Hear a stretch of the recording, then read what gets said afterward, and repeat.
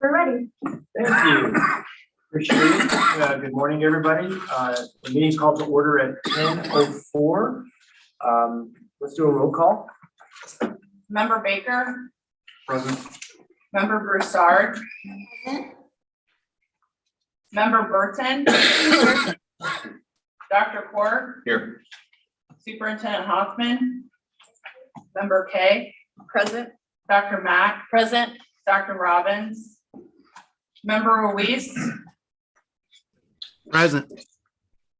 Member Wellborn, present, President Narducci. Here. You have a quorum, sir.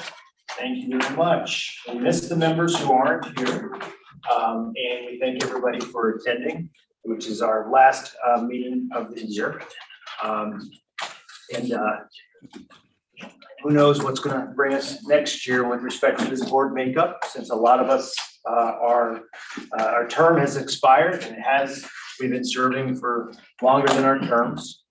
So first, let me say it's been very enjoyable serving with all of you. I think we've accomplished a lot, and I'm grateful for what I've learned from all of you, and I'm also grateful for the time that we've been able to serve Arizona and the students and the teachers in the district. So it's been a fun board and a very good board. So I really do appreciate all that. Couple reminders. Everybody who's on virtual, please unmute and show your video when we're voting. And please, if you leave the meeting virtually, we just need to know that. So if you're going to put your picture up, this way we make sure we have a quorum here the entire time. Everybody at the table, let's just make sure we continue to have a quorum. If you're going to leave to go to the restroom, whatever. Plan this morning is this. If we can, we're gonna move through the agenda as much as possible. We do have some food that Alicia has brought in that, if timing works, we'll have it at the end of the meeting, available right at the end of the meeting. We will have an executive session in this meeting, and depending on where that executive session falls, we may change a little bit of the timing, but that's the goal, is to try to get through the agenda, and then we can kick back to the room and have something to eat. Let's go to agenda item A1. The nominating committee will meet in January to prepare a slate of candidates, a president and vice president of the board for 2022. I will be appointing members Burton, Kay, and Broussard to the committee. Item A2, legislative committee. Just for background, the board's legislative committee meets with staff throughout the legislative session to discuss bills at the legislature. The committee cannot oppose bills. That is the responsibility of the full board. The president and vice president and a member of the board make up a three-person committee. I'll be appointing member Burton to the legislative committee for the 2022 legislative session. A3, Superintendent Hoffman is not here today. Superintendent Hoffman, congratulations on the birth of your daughter. Her daughter's name is Clara Emlyn. I did text with her shortly after the birth because I had a granddaughter born on the same day that Superintendent Hoffman's baby was born. So congratulations to you and your husband, and we send well wishes for good health and joy and safety. Member Mack. Member Mack's going to leave us sooner than any other member. She's been on the board since 2016. She was part of the initial board's accountability work, science standards, technology projects for the state, was recognized by ISTE for her contributions to the EdTech standards and students' accessibility of technology, and has represented the state on various committees at the national level. After 5 years, Member Mack will be moving on from her work on the board. However, I am confident that her impacts and accomplishments will be felt in Arizona for years to come. Personally, she's been wonderful, you know, from the teacher perspective, as she would sat in the seat of teacher representative. You know, there's probably a lot of teachers that could fill that seat because we have so many qualifieds, but you did an excellent job representing folks in that seat. And as recognition, like to flowers. Thank you. Sorry. Well, if you could just pose so we can take a picture. Daniel, who's pose?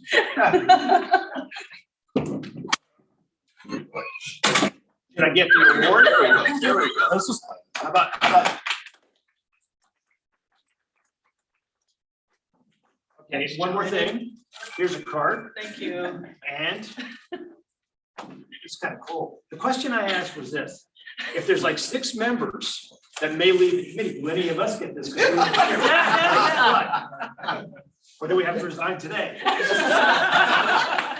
This is really cool. Always quit before they can fire you. Sorry. Always. This is so cool. That's Check this That out. is nice. Oh, my goodness. Thank you. Thank you. Awesome. That is nice. It's a plaque. Great. Yeah. Thanks. Thank you. Thank you. Thank you.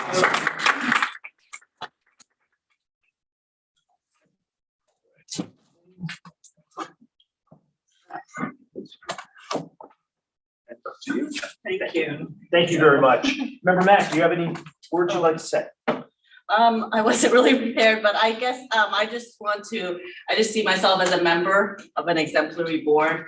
I think we have always had civil discourse, and I think we can collectively be proud of all the work that we've accomplished as a whole. I know sometimes we disagree and we agree to disagree, but in always with the students' best interest in mind.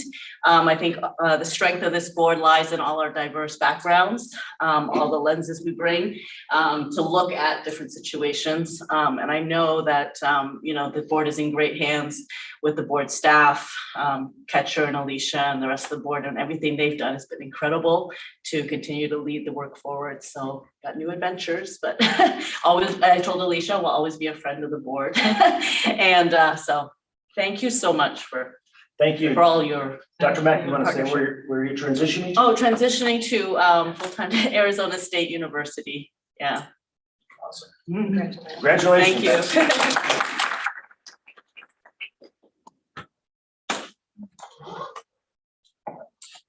Superintendent Hoffman, as I stated, is on maternity leave, so we welcome Kate Wright, and who's ADE's Chief of Staff, to provide the superintendent's report.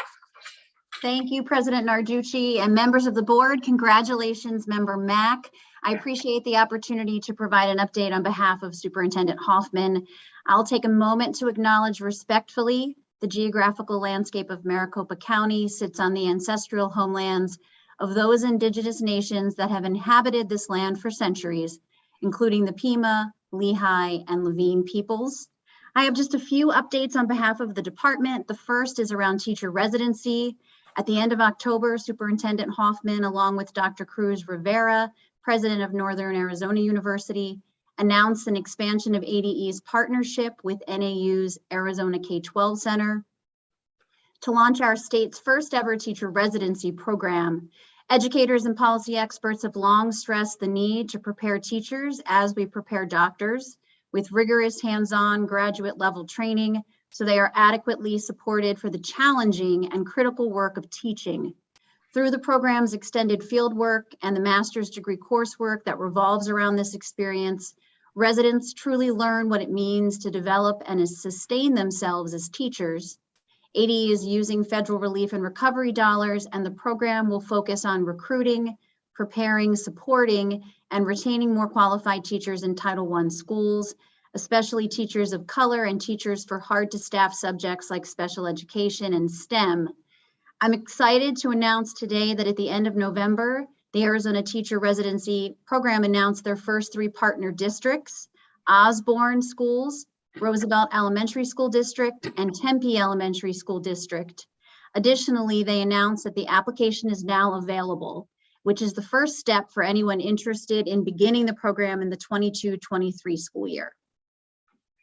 I also want to share that districts have a few remaining days to complete our Office of Digital Teaching and Learning's Opportunity Assessment, which will help ADE measure the district's teaching and learning capacity, which is really critical.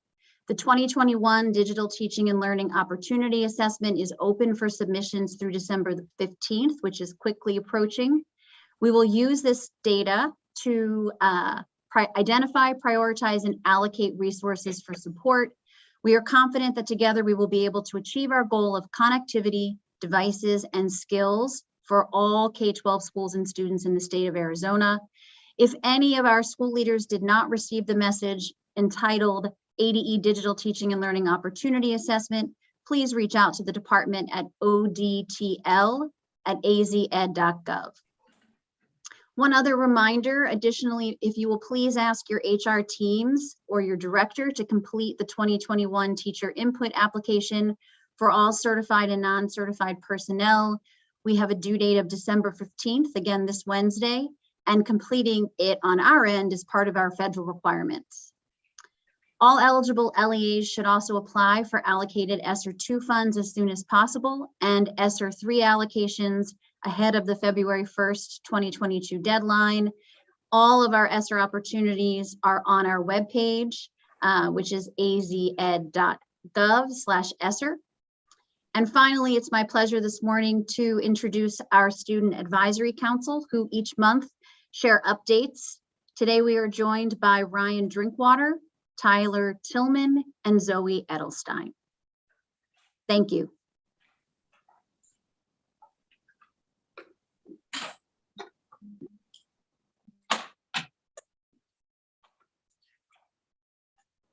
Go ahead, Ryan. Okay. Thank you, Dr. Narducci and Kate Wright. Hello, my name is Ryan Drinkwater. I'm a junior at Kistil High School located in the Chandler Unified School District, and I'm a part of the Student Advisory Council Board. At the state board meeting here this morning, I want to talk about racism and microaggressions within Arizona schools. Racism and microaggressions have been a problem for many years, and they're still a very prominent issue today. For those who don't know the definition of microaggressions, it's insults or insensitive comments directed towards someone's race or ethnicity. And to further explain the definition, some examples pretty for a dark skin girl. My friends and I have sadly experienced both of these, and it's not a very pleasant encounter. These hurtful words and comments have been normalized, and we need to think before we speak. A solution to this could be providing a safe place for minorities on campus to talk about their experiences. For me, this has worked because recently, the school I attend has created a BSU, which is a Black student union, where we all can come together and try to help educate the majority. As well as the BSU, my school has also created a PIA club, which is a Pacific Islander and Asian American club, where they also help with trying to educate others. While being in this club, it's brought me closer to new friends, and we're trying to help each other learn in these racist and unpleasant situations. I feel as if we were to provide a safe place like this around schools, the racist situations wouldn't go unnoticed, and we can actually help other students and staff learn. The BSU and PIA Club are not just for people of color, but are for everyone. In today's climate, inclusion is needed. We as minorities want to be treated equally, and wouldn't it be a better place if everyone was treated the same? Thank you. Okay. Hi, I'm Tyler Tillman. I'm in St. John's High School located in Apache County. And today I want to talk about the mental state of students in regard to stress that they might feel during the midterms and finals. Especially right now at the end of second quarter, my fellow students at St. John's High, and I am no exception, feel a large amount of stress with the midterms. And a few of us are in dual enrollment classes, so we have college finals right now as well. Both of these things, or even just the high school midterms, bring a lot of anxiety to us. And I feel like right now, above all else, is when we need the administration and our fellow students to step up and take it a step further to ensure that everybody gets that little extra boost that they might need to keep going and stay on track.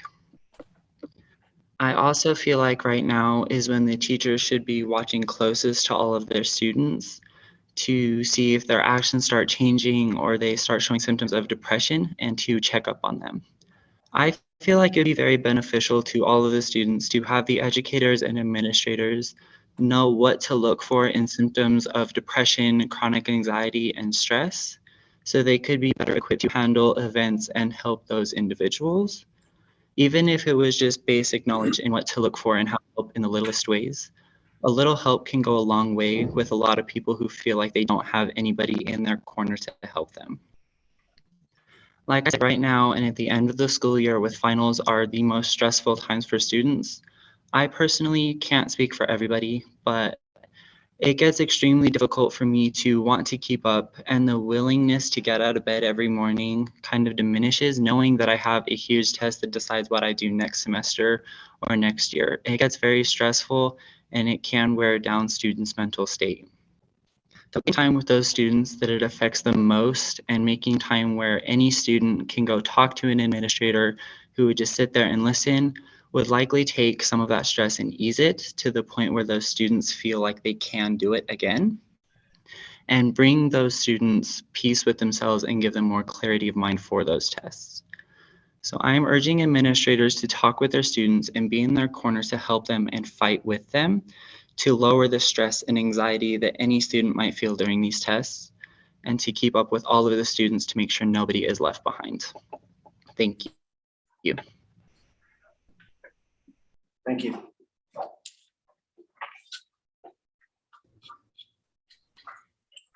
Hi, my name is Zoe Edelstein, and I wanted to share about a topic that's important to me and that affects many other kids. Anxiety is one of the most common and simultaneously most ignored mental health disorders. It is estimated that 32% of kids currently have an anxiety disorder. I'm one of those kids. Anxiety can be a struggle, especially when you have no idea what's happening. It can make you sick to your stomach or come in bursts of painful headaches and hyperventilation. However you experience it, anxiety can be scary. And while some people find ways to cope with it on their own, the majority need support from those around them. When I was in second grade, I started to experience high levels of anxiety about going to school, which led to health symptoms. It became so debilitating that I had to switch to online school while my family searched for answers and support. Finally, after months of questions, I was diagnosed by a psychologist with panic disorder and generalized anxiety disorder. The physical symptoms could mostly be attributed to underlying anxiety. I finally had an explanation for what was going on, and while it wasn't necessarily positive, it gave me the confidence I could find solutions. I got a 504 plan through my school that was supposed to support me. The school psychologist was very kind. Unfortunately, my teacher did not understand what I was going through, and the plan didn't support me enough to improve the situation. Third grade was better because I had a teacher who also had anxiety disorder. She made me feel less alone and gave me hope that I could get through that rough patch. Over the last few years, I've learned more ways to manage my anxiety and advocate for myself at school. There have been many supportive teachers and school staff, but something I've noticed is that there's not a cohesive system for addressing anxiety in schools. Every time I started a new school, it was like starting over, and my parents had to advocate to get me support. Schools often saw that I was able to function most of the time and seemed to want to ignore the fact that despite this, I experienced debilitating anxiety frequently. Sometimes anxiety is invisible to other people, but this doesn't mean that it doesn't have a huge impact on the person experiencing it. I wish for myself and kids like me that there was a better system in place for supporting kids with mental health issues at school. I know that there are many wonderful people in the school system who are trying their best to support students in any way they can, sometimes even at the expense of their own mental health. If we want to place the students' overall well-being as a priority, we need a more holistic approach to the mental health. This might include more training for staff and additional resources in the school setting through funding. Thank you, President Narducci. Now back to Kate Britt. Thank you.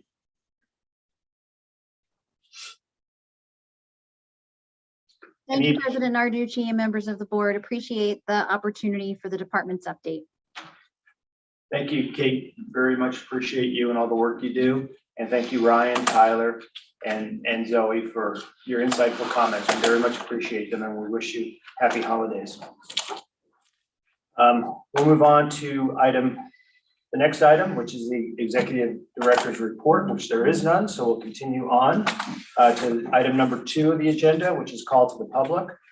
This is the time for the public to comment on items not on today's agenda or on the consent portion of the agenda. All speakers will be limited to 3 minutes. I believe we have 2 speakers. Director Williams. Thank you, President Narducci, members of the board. First up, we have Christine Emmanuel, who is registered to speak virtually, and followed up by Rebecca Cross. Christine? Good morning, President Narducci and members of the board. I am Christine and I am an ESA parent. I originally wanted to speak on 2 agenda items today and didn't realize I could only speak on one call to the public. So I'll be speaking on 5M today. If the state board it is my understanding that in the proposed ESA rules, ADE has asked that the ESA department go back to risk-based approvals. If the state board feels like this is a step in the right direction, I ask that you hold off on approving the risk-based approach unless the treasurer's office is not planning to sign another contract with ClassWallet. I would really implore you to understand the implications before moving forward with this new rule. Pushing ClassWallet onto families has been confusing enough for families.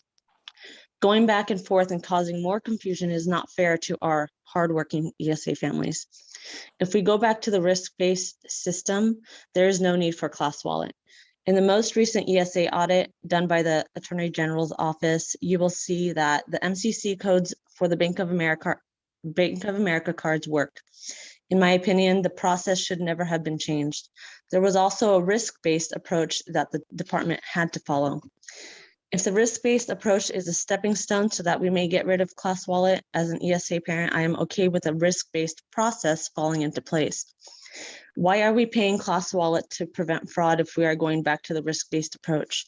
ClassWallet allows for orders to be approved before an order is pushed through, while only the ClassWallet card orders and reimbursement orders are risk-based, which makes sense. The previous risk-based approach allowed every order to go through, and audits were done months, maybe years later. What ADE is proposing is that approvals not be approved before they are pushed through, which was the main point of contracting a third-party vendor in the first place. If the ESA department is going back to the risk-based approach, which we know worked, I'm asking the state board to get more information about the current and past risk-based approach to see the differences, if any, and how it will affect ESA families going forward. As of now, parents know that if they push an order through, the order will either be allowed or rejected. Many families rely on the current system so that they will never have to pay back orders that are disallowed for any reason.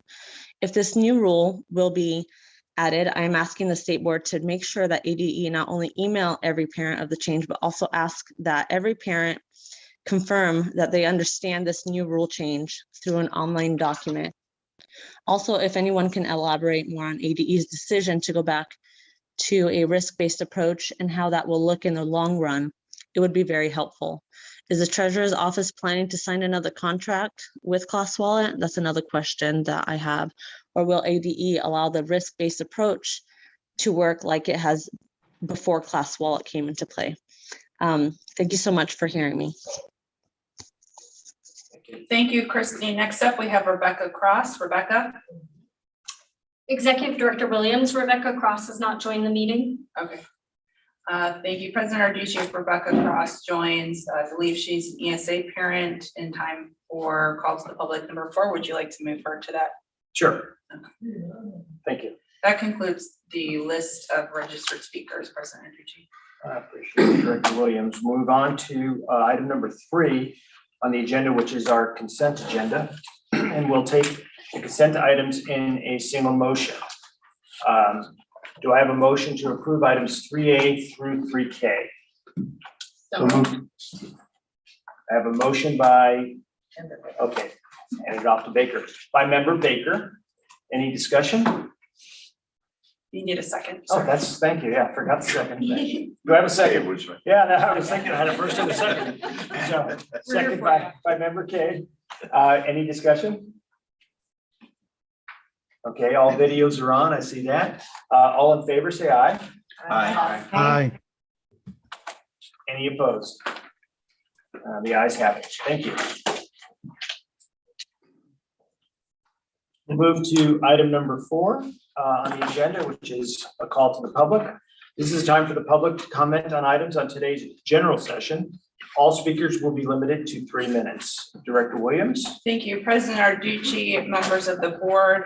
For the record, on call to the public number 4, written comments received include a comment on 5C from the Fine Arts Curriculum Consortium, comments from the Association of County School Superintendents, Arizona Center for Disability Law, Arizona School Administrators, ACLU Arizona, pertaining to item 5D as in dog.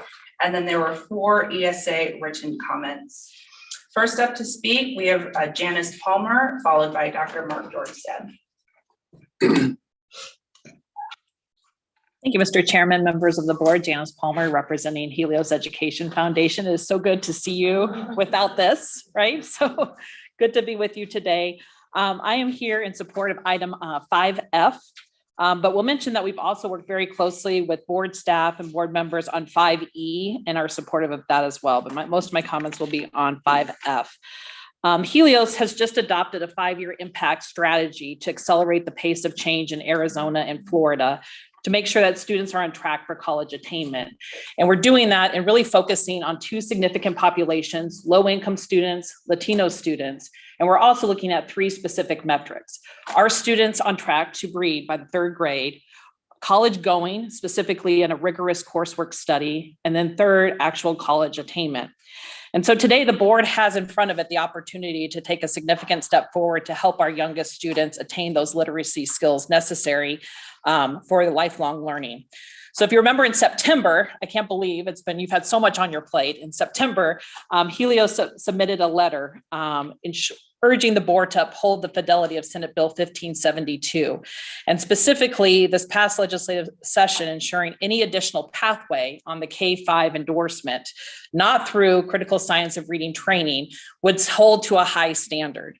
And while principals are still able to grant that alternative pathway, I think the rule before you strikes the right balance of that high set of standards, of that 90% ELA proficiency, or for that literacy assessment of which the board will be responsible for figuring out what that cut score is. I am sure that the board will make an appropriate high standard cut score, and we would only ask that we monitor the number of teachers taking that alternative pathway so that we can continue to determine what the best way forward is. And so I'd like to thank the board. I know there's been a lot of conversations on that, especially board staff Ketcher, who took like 90 phone calls to work through these concerns so that we could have a solution that could be supported by all parties. And I believe we have that in front of us today with 5F. So thank you very much. Next up, we have Dr. Mark Jornstead, followed by virtually Tamara Kampf-Miller. President Narducci, members of the board, I'm Dr. Mark Jornstead, Executive Director of the Arizona School Administrators. On behalf of our 1,400 members, I thank you for your continuing work and decision-making on the myriad of subjects confronting K-12 public education in Arizona. I'm here today to address agenda items 5A and 5C, your continuing work on accountability systems, both in the short term for 21-22 and in the long term for the next 5 years. Growth remains an essential component of any rational, research-based accountability system, and we remain pleased to see its inclusion at the K-8 and high school level. However, over-reliance on any single test score as the dominating feature in the system, especially at the K-8 level, troubles us. Petrilli and Jones, conservative scholars with the Hoover Institution and the Fordham Institute in November 2016, argued in the average state, measures of academic achievement currently count for about half of the school's summative ratings. However, because these measures are strongly correlated with student demographics, we believe they should count at most a quarter of schools' ratings. Our K-8 framework goes far beyond that. These prominent researchers are not alone. Dr. Jay Green of the University of Arkansas states, if we explored the most common use of test scores, examining the level of proficiency, there are no credible researchers who believe that it is a reliable indicator of school or program quality. So please keep that in mind as you move forward or listen to advocates for proficiency. Finally, what goes unmeasured in accountability system? Allow me to give you an illustration from a personal anecdote. In September 23rd of this year, I received from an unknown sender an unsolicited email. Rather than immediately delete it, I was intrigued by the subject line. Thank you for changing my life. So I opened it. It said this: hello, Dr. Jornstead. I'm not sure you'll remember me, but you changed my life. In 1993, I was a 7th grader at Challenger Junior High. You called me into your office and asked me what I thought about moving up to the 8th grade. You told me I was smart and capable. I was 2 years behind in school at that point. I went on to Glendale High, then the Army. I completed my bachelor and master's degrees in social work. I will be completing my doctorate in social work this year.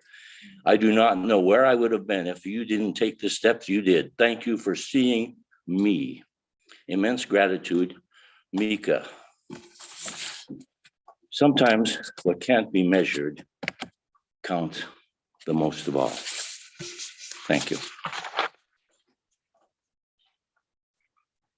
Next up, we have Tamara, followed by Sarah Blank.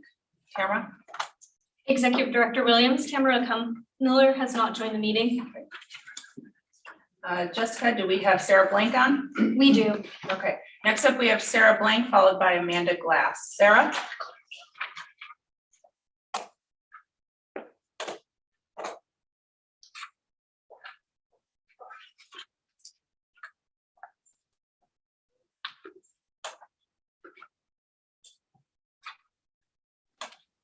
I apologize. Can you hear me now?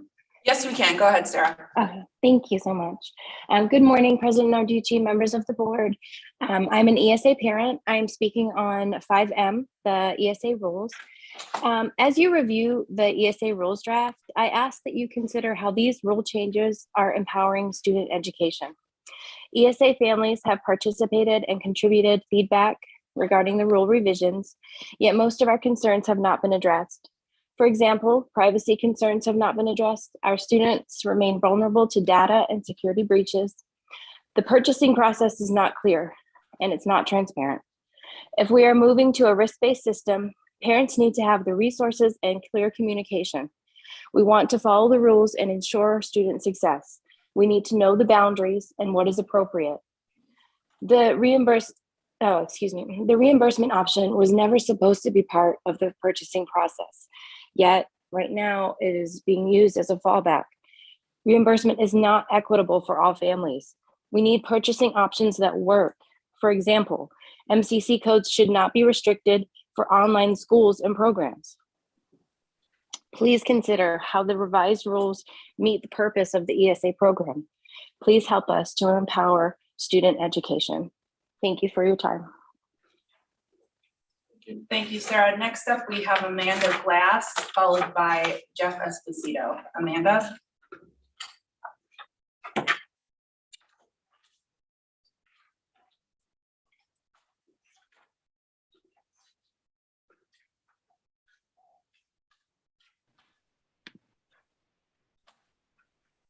Hi there, can you hear me? Yes, we can. Go ahead. Wonderful. President Narducci and members of the State Board of Education, my name is Amanda Glass, and I'm speaking today on behalf of the Arizona Center for Disability Law, or ACDL.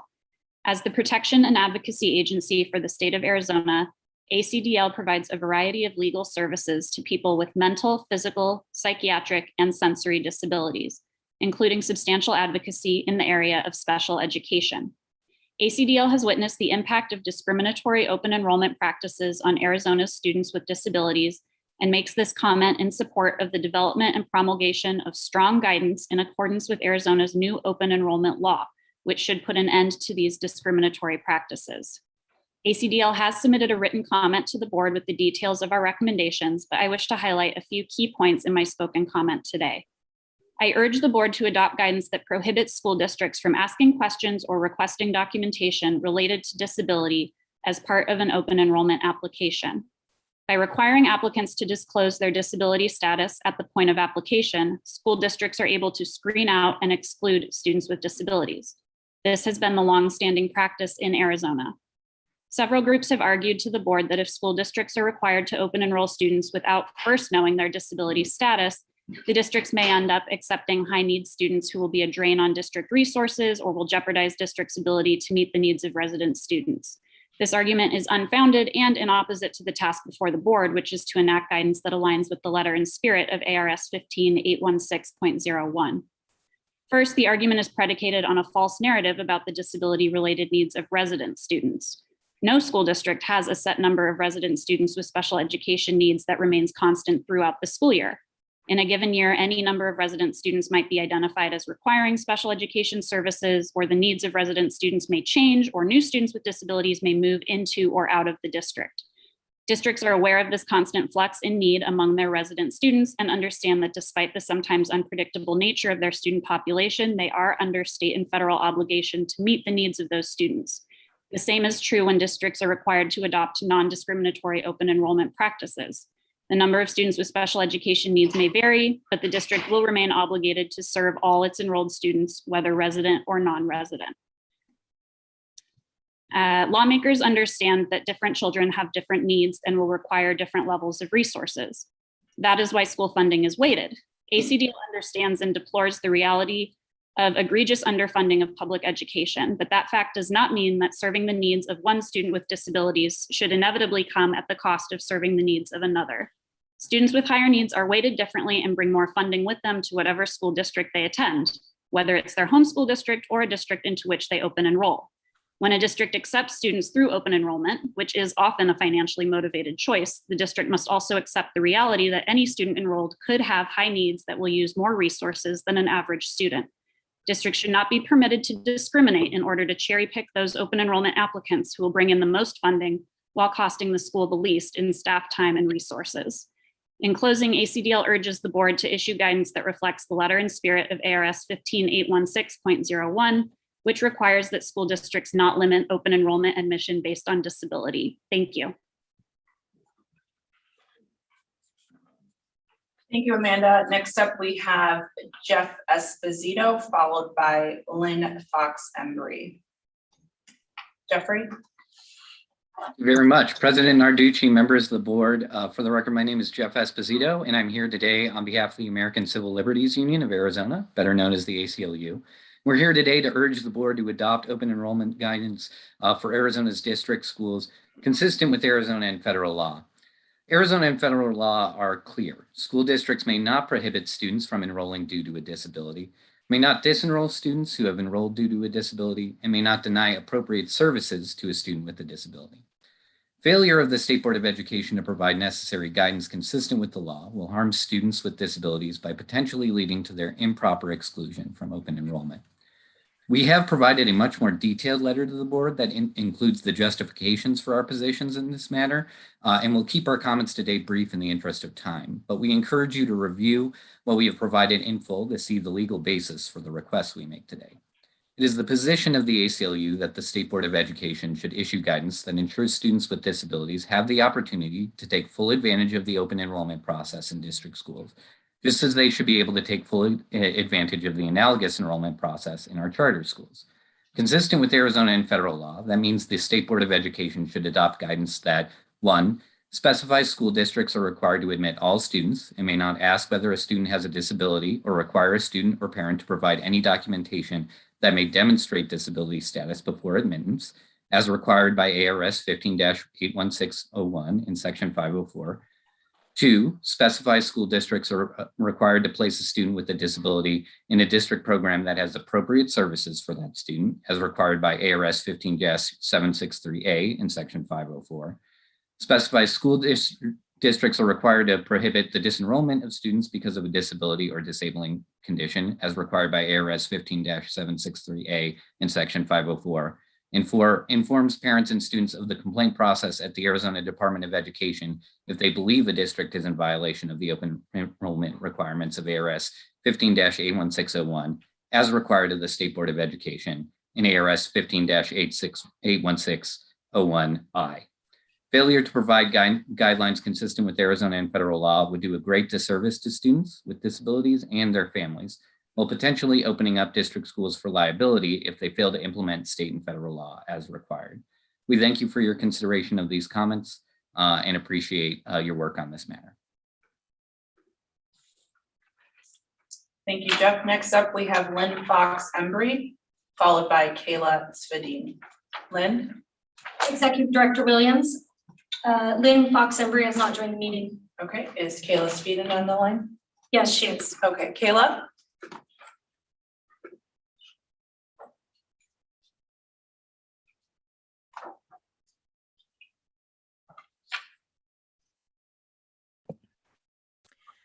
Sorry, it took me a second to switch over to panelists.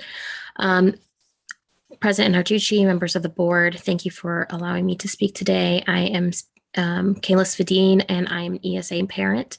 I am coming with a couple comments, some to reiterate what has already been said about moving to a risk-based auditing system within the ESA program for our expenditures.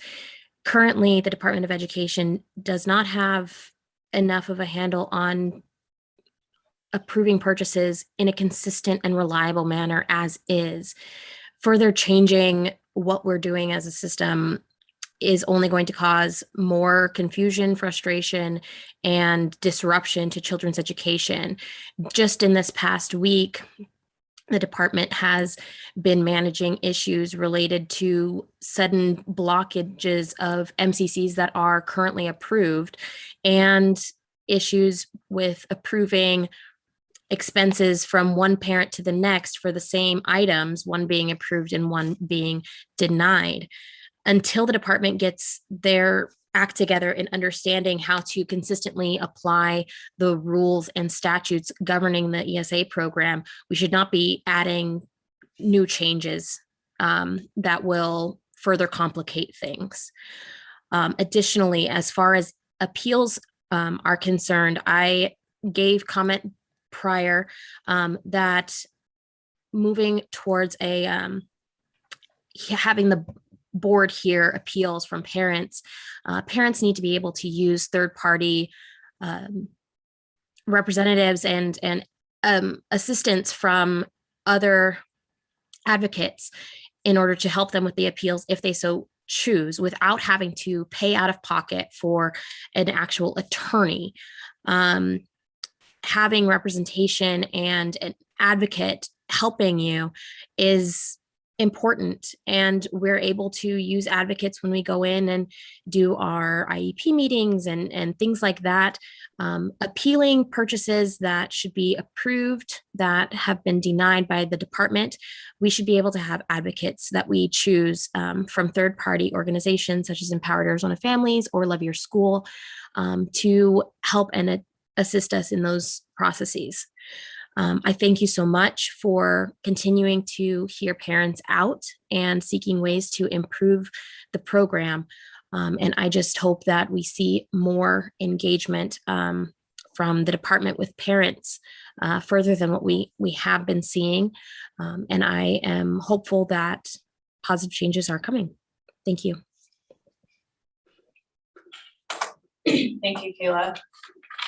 Jessica, do we have Lynn, Rebecca, or Tamara on the call? Executive Director Williams, none of them have joined the call. Okay, President Narducci, that concludes number 4, call to the public. Thank you. I want to thank everybody who provided us comment. This is the time, those times are the times when everybody can come to us and talk about issues that concern them, and we take the information to heart and process it through as needed. We'll move on to item 5, which is our general session. And members, Member Burton is going to need to leave at 11:30. And so I'll be taking some of the general session items out of order. And do any members have a problem or concern with taking items 5D, 5E, and 5F first in the general session? No. No. Okay, then we'll proceed with item 5D. Director Williams. Thank you. President Narducci, members of the board. Item 5D is the presentation, discussion, and possible action to adopt enrollment guidance in the model format for school districts pursuant to ARS 15-816.01. The State Board of Education, you all have been seeing the guidance for a few months now. We've received numerous public comments pertaining to the guidance. There were some changes made from the last meeting in September when the guidance was on the board's agenda. No agenda item for this. There was no agenda item for this topic at the October board meeting. So with that, Deputy Director Baden will provide some just brief overview of what is different. And if members have questions, feel free to ask. President Narducci and members, those items that have changed are marked on the document that was provided. The Google site in blue and red, and the three big areas was part of what you received public comment on today around students with disability after conversations with the legislature. There were also two other areas that were added, separate and apart from those conversations. One was around children and students in foster care. That was intended and worked with the Department of Education to essentially reiterate requirements for schools that is already in the federal Every Student Succeeds Act. And we actually had some, that conversation actually started because we were having some separate conversations with juvenile court justices and some of the things that they're seeing in their system, and wanted to make sure that this was a good opportunity to provide that guidance as well around students in foster care, to make sure schools were aware of that. And then finally was some language to just make clear that schools that are under court orders, federal court orders, need to follow those federal court orders. That was the intent with the original. There was some savings in the original guidance that sort of captured that already, but this was just to make it crystal clear. So happy to answer any questions, or as Executive Director Williams alluded to, also happy to take a motion in a second. Thank you, Catcher. Are there any questions?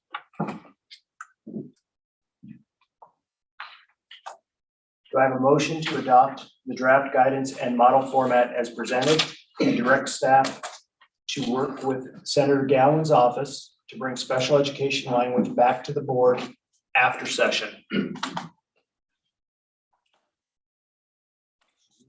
I have a motion by Member Baker.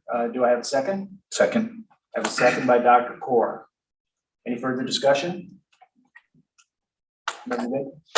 President Narducci, members of the board, I just want to comment that I certainly recognize the need for parents to be treated fairly and for there to be equal opportunities for students with special education. But in order to do that, before we jump to that absolute, we first have to fix the financing of special ed, because the financial system for special education assumes somewhat of an equal distribution. It was designed when back in the day when everybody went to their assigned neighborhood school, and so even though there were some differences in populations, generally speaking, schools had the somewhat equal distribution of special education students. That's important to understand because special education programs tend to operate at a very significant deficit.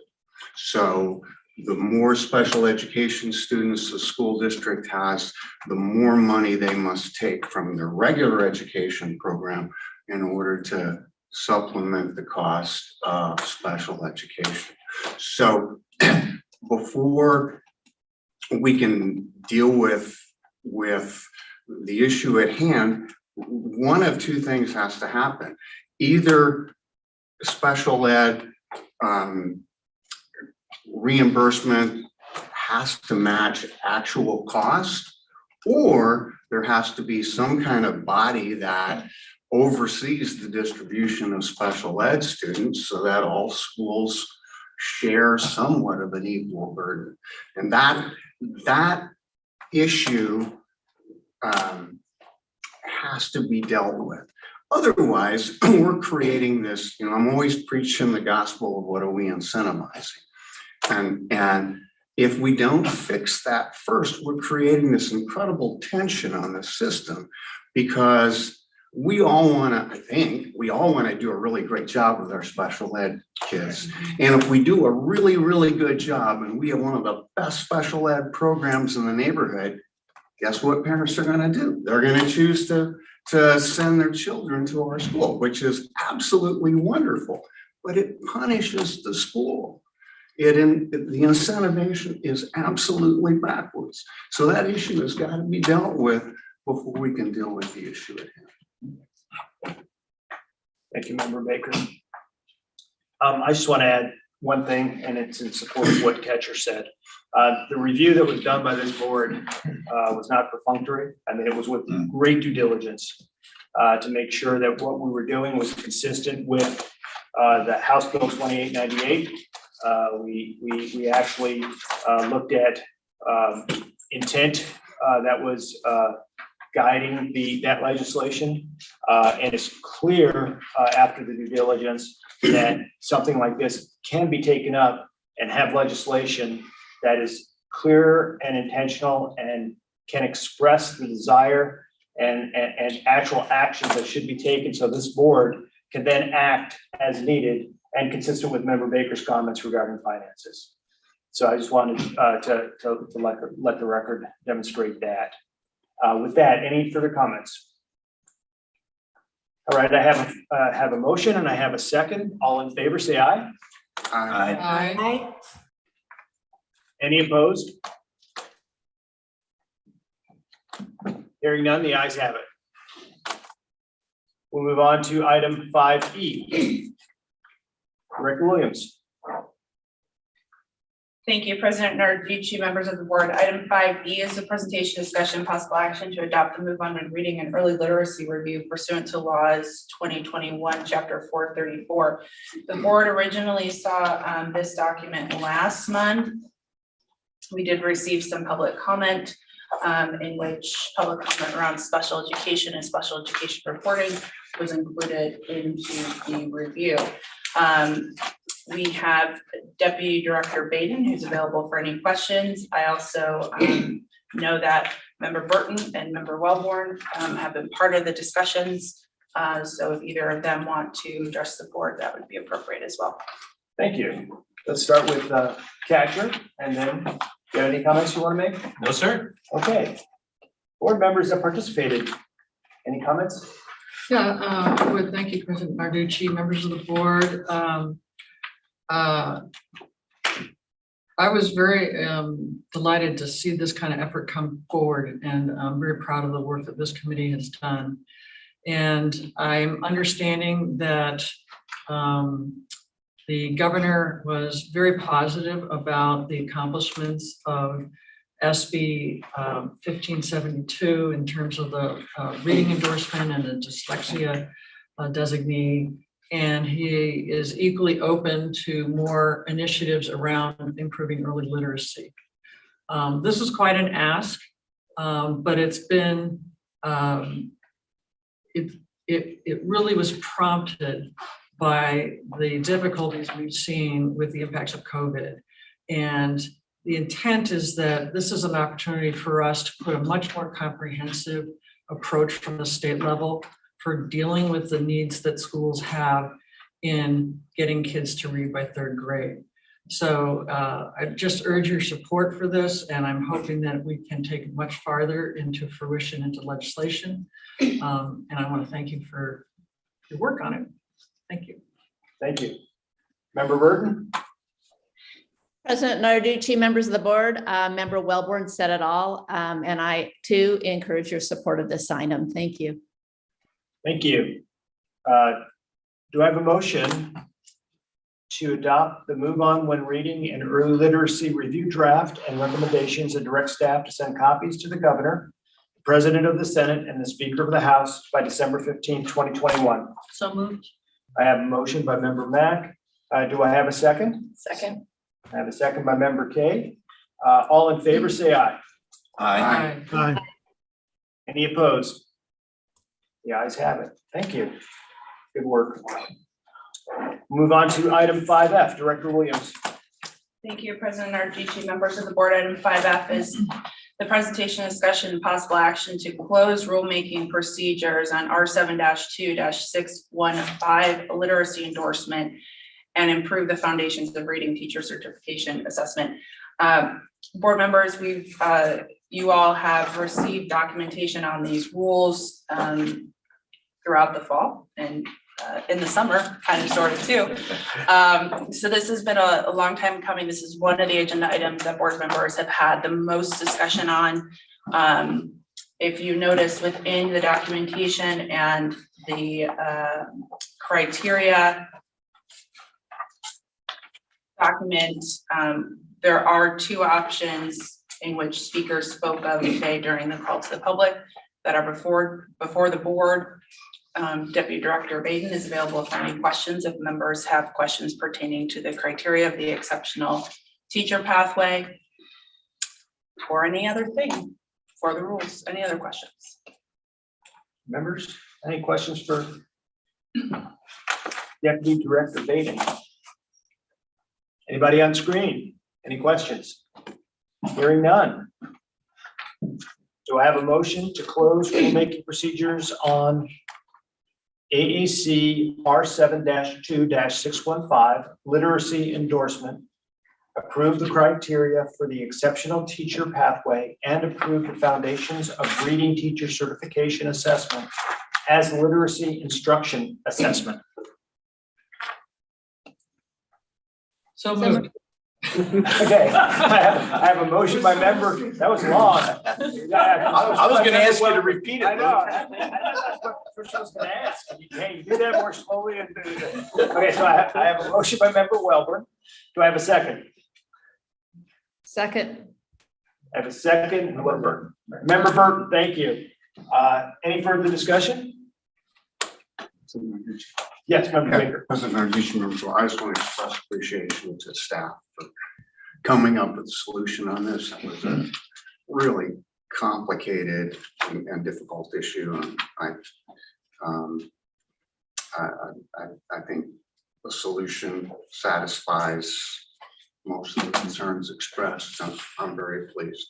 Thank you. Thank you. Yeah. I think we all agree with that. All in favor, say aye. Aye. Aye. Aye. Any opposed? The ayes have it. Thank you. We'll move back to item 5A.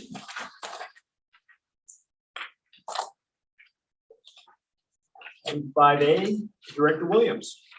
Thank you, President Narducci, members of the board. Item 5A is the presentation, discussion, and possible action regarding the 2021-2022 ASREF accountability system for K-8 and 9-12 traditional schools, 9-12 alternative schools, and online AOI schools. If you recall, the board has been having conversations around this school year's accountability system since the August state board meeting. Wendy and her team at the department have been busy looking at the data associated with certain changes in the accountability system, certain metrics that the board has before them today. She's also hosted a significant number of TAC meetings, which is made up of individuals from the field who specifically work in school data, also national representatives. Before you today, again, the board members have seen the recommendations.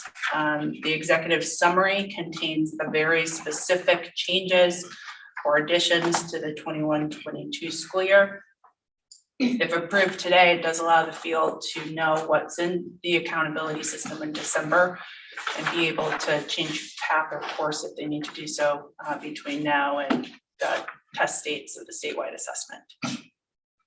With that, Wendy and I are both available for any questions members may have. Thank you, Director Williams. Any board members have questions or want any discussion regarding item 5A? Thank you, President Narducci, members of the board. I continue to have concerns about the process of or the prospect of grading schools while we're still coping with COVID and all the interruptions and stress that it is placing on our teachers and students. We rightfully decided a year ago that the data is very important, that we need to know the data. Even if it's not good news, we needed to know where we are, and we do know where we are. And we know the news is not encouraging. It's very challenging. And I just am concerned about following through our normal process of turning this data into grades. I can't foresee a future whereby we award letter grades. I can't foresee it being foundationally solid to consider weighting a D or an F to a school under these trying times, or for that matter, for an A. I just think there's too much turmoil. So I'm advocating that, yes, we make the data available. Secondly, I'm also concerned with trying to continue to use the model, the framework model, when there's so much going on with the data under the things, the various components of it, such as absenteeism or changing accelerated points for limited proficiency improvements and whatnot. I think it's really important that we have an accountability system that focuses on our children learning. Are we making progress? But I'm concerned with, there's so many pieces to this framework that could potentially be overwhelming at this time. And I would be more in favor that we consider simplifying the model for under a temporary sort of emergency use kind of concept, where we just get back to the business of looking at are they growing, are students learning, and can we use that information to target where we need to be? Should we have an expectation of how long it will take us to get our students back on track, get our schools back functioning under more normal conditions? That's the kind of message I think accountability should have these days. I'm concerned about a more heavy-handed approach, which might be very disillusioning and disheartening and seemingly out of touch with what's the reality that our schools are facing. Thank you, Member Wellborn. Any other comments? Discussion? President Arducci? Yes, Member Ruiz. Yeah, President Arducci, yeah, I'd like to kind of echo those comments. I was just thinking about this a lot in the last couple of days. And, you know, one of the areas that just concerns me is areas, poor communities that really were disproportionately impacted by COVID. And, you know, all the things that we read, the increased crime. And I think there was just a disproportionate impact there. And in trying to come out of this, it's going to take, it won't take a year. It'll probably take a couple of years, and could be 3. And in the process of grading, and, you know, I support the accountability system, but also there has to be sometimes a sense of when to tweak it, when to understand the environment that we're in. And I think one of the issues also that just has concerned me is the whole issue of EL students, those who are still acquiring English. You know, we've got, whatever you want to call it, crisis at the border. And there are certain communities that disproportionately are impacted by that. We're the ones who receive the folks who come from across the border. And, you know, we've got to deal with teaching people English, which is really, really important. It's not intelligence. It's not measuring whether you're intelligent or not. It's measuring whether you've acquired the language. And I'm not sure that's taken into account here. So I think there's a lot of, I'm uneasy about this one. I think that's the easiest way to classify that. Thank you. Thank you, Member Ruiz. Member Baker.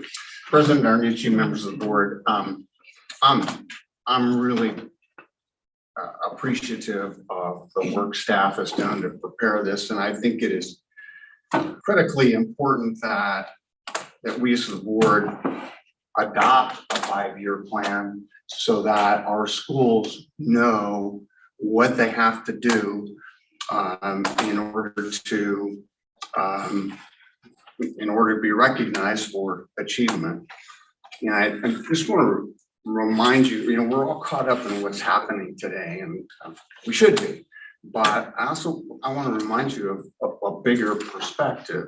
Remember, it was 10, 15, 20 years ago that all we were talking about was global competition, and the fact that our kids had to be prepared to compete for jobs with students all across the world.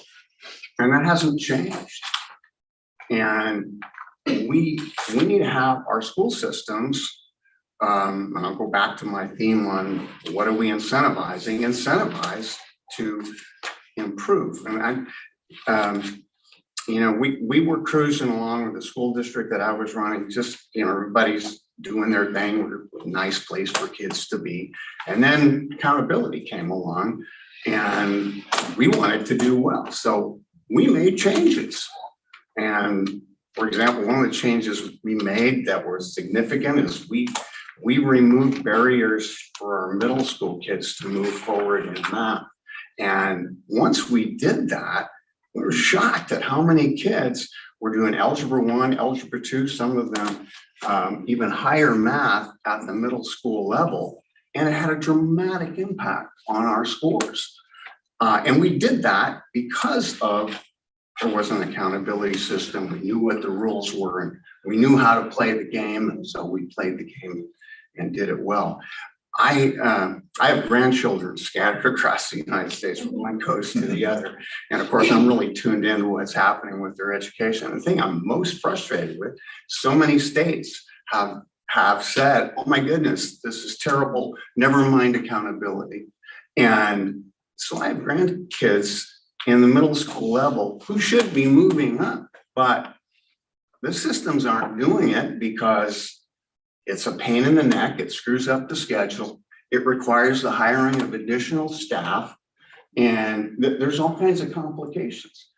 But it's our responsibility to say to set the bar high. We expect things because the countries where our students are going to have to compete with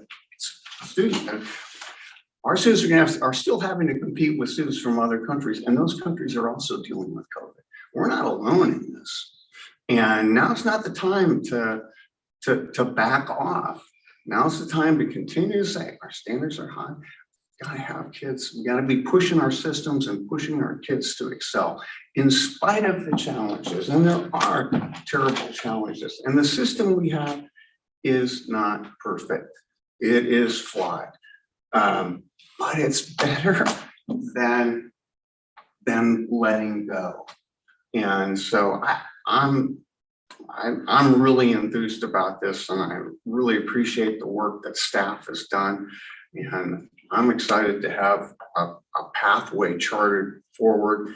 And yes, we need to always be asking questions like Member Welborn is so good at doing, asking, is this fair? Is that fair? Should we be doing this?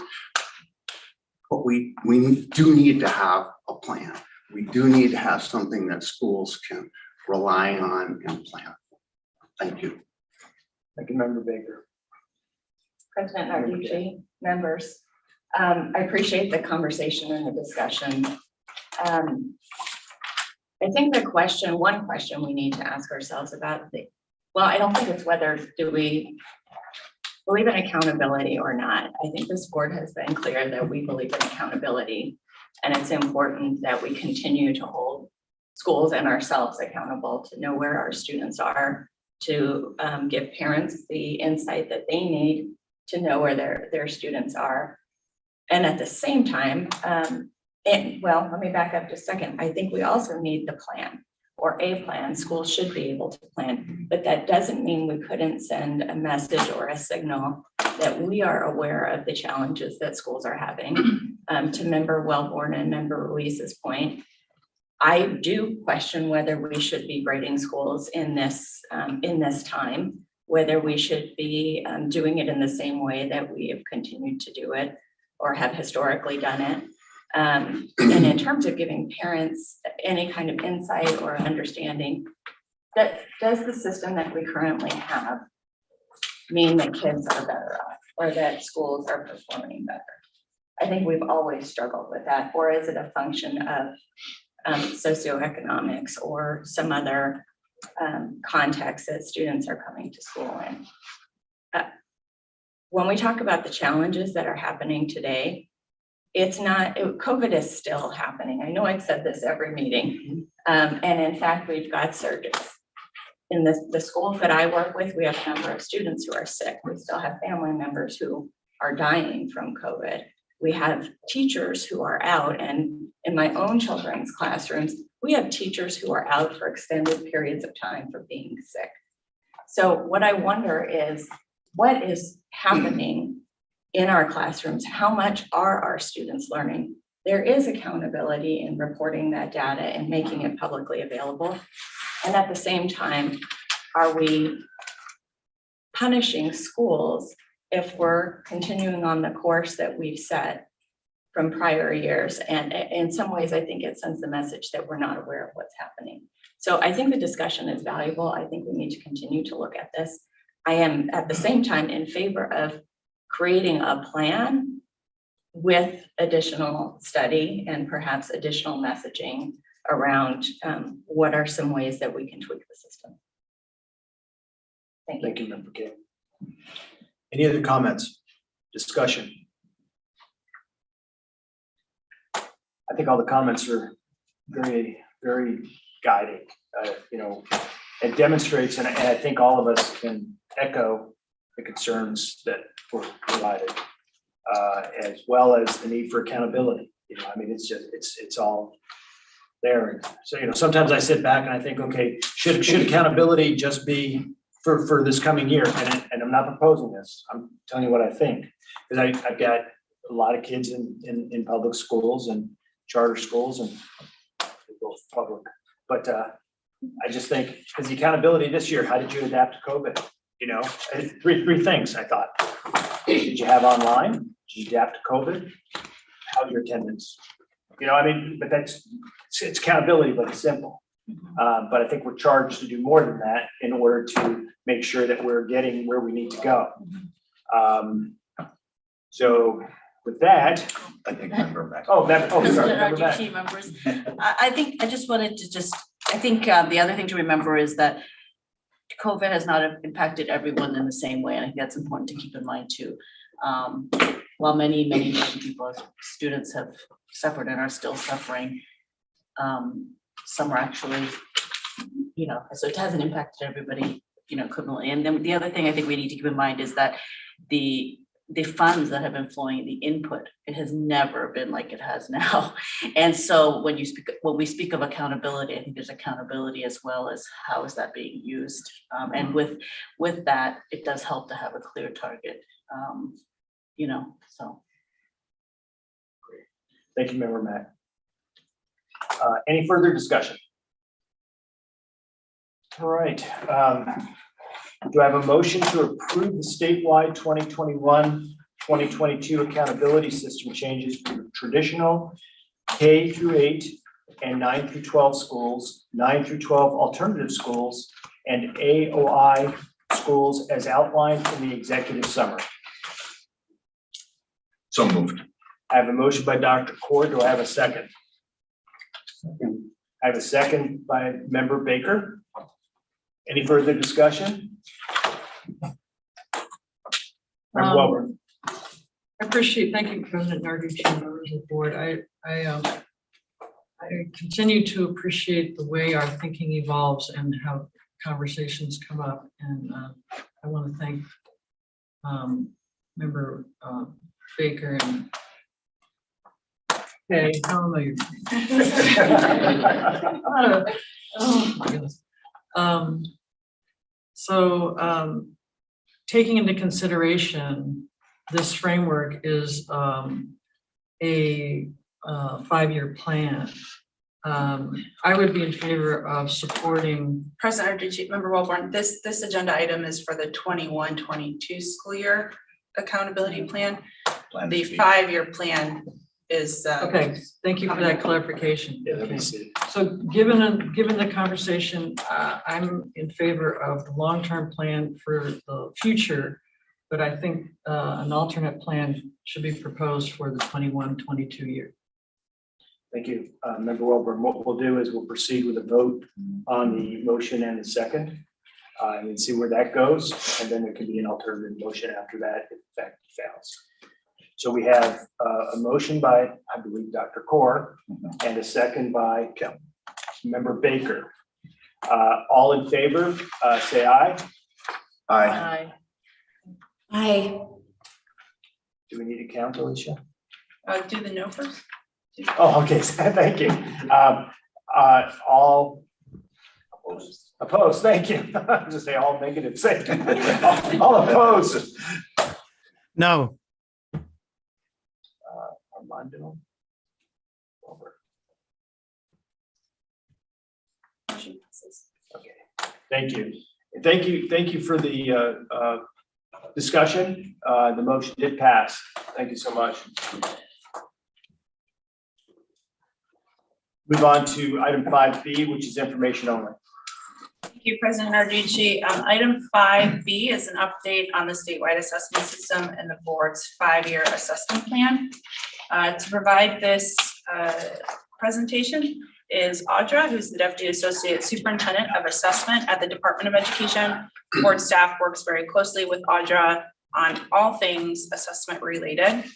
And she has done a great job this year of just keeping the board updated on where we're at with the various statewide assessments. Audra? Thank you. Good afternoon, President Narducci, members of the board.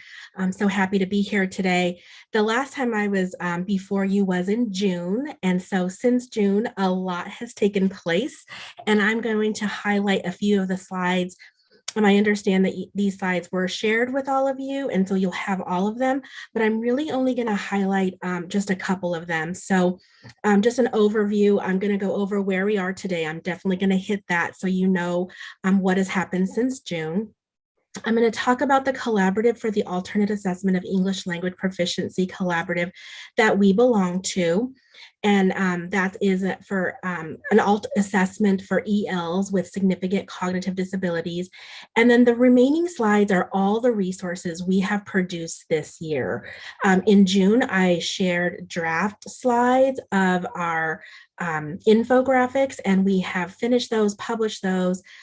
We continue to have Friday Focus webinars.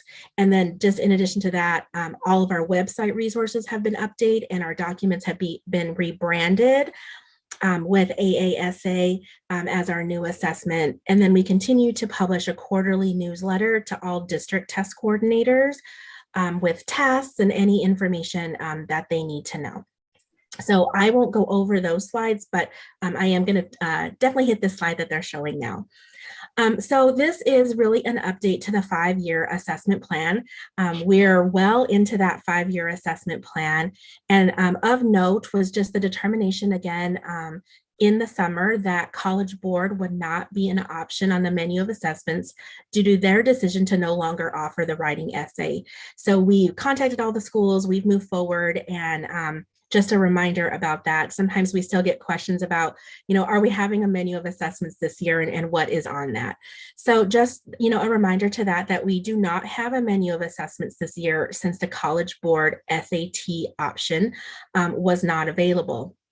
Another update that I do have actually around the menu of assessment SAT is that we were required to submit that ahead of time before administering that assessment to the U.S. Department of Education peer review.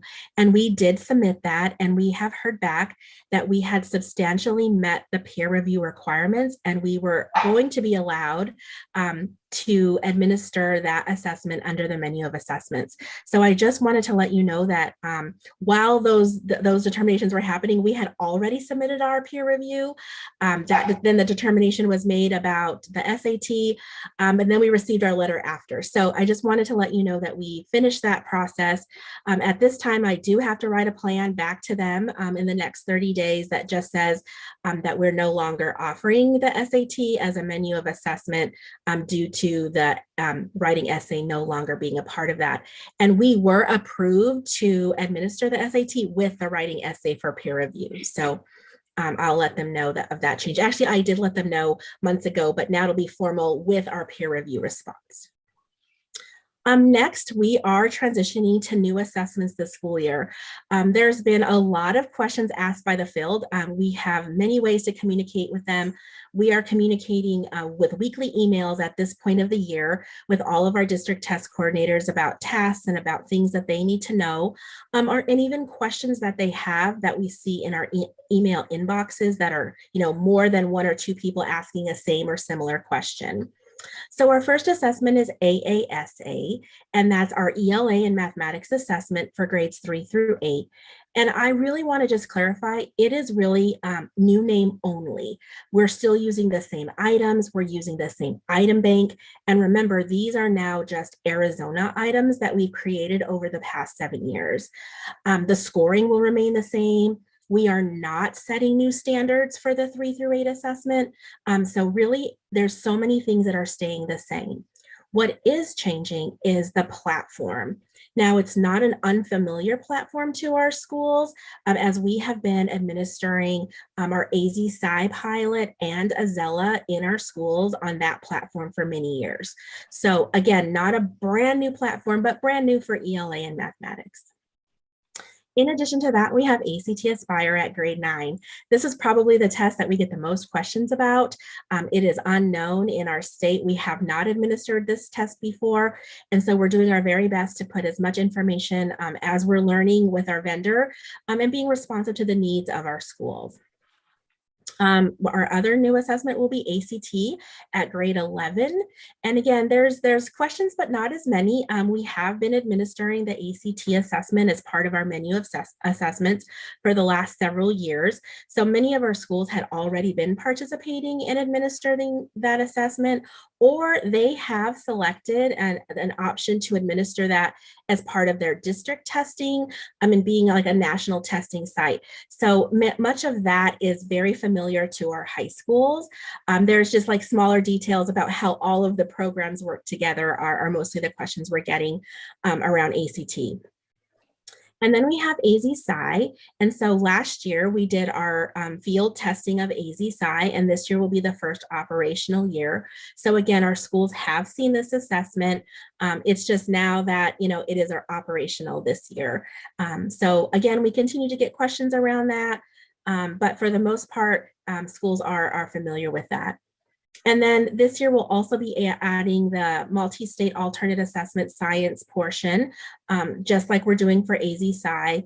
It's in the alternate assessment same platform. It's just adding the science component. So we're getting not too many questions about that assessment as well. The schools that do administer that assessment are familiar with that platform and the process for science. I would say overall, we've made a lot of improvements to accessibility for our assessments. For our EL assessment, we have added Braille. We've never had a Braille version of specific domains in the past, and that is something that we worked really hard to move forward with this year.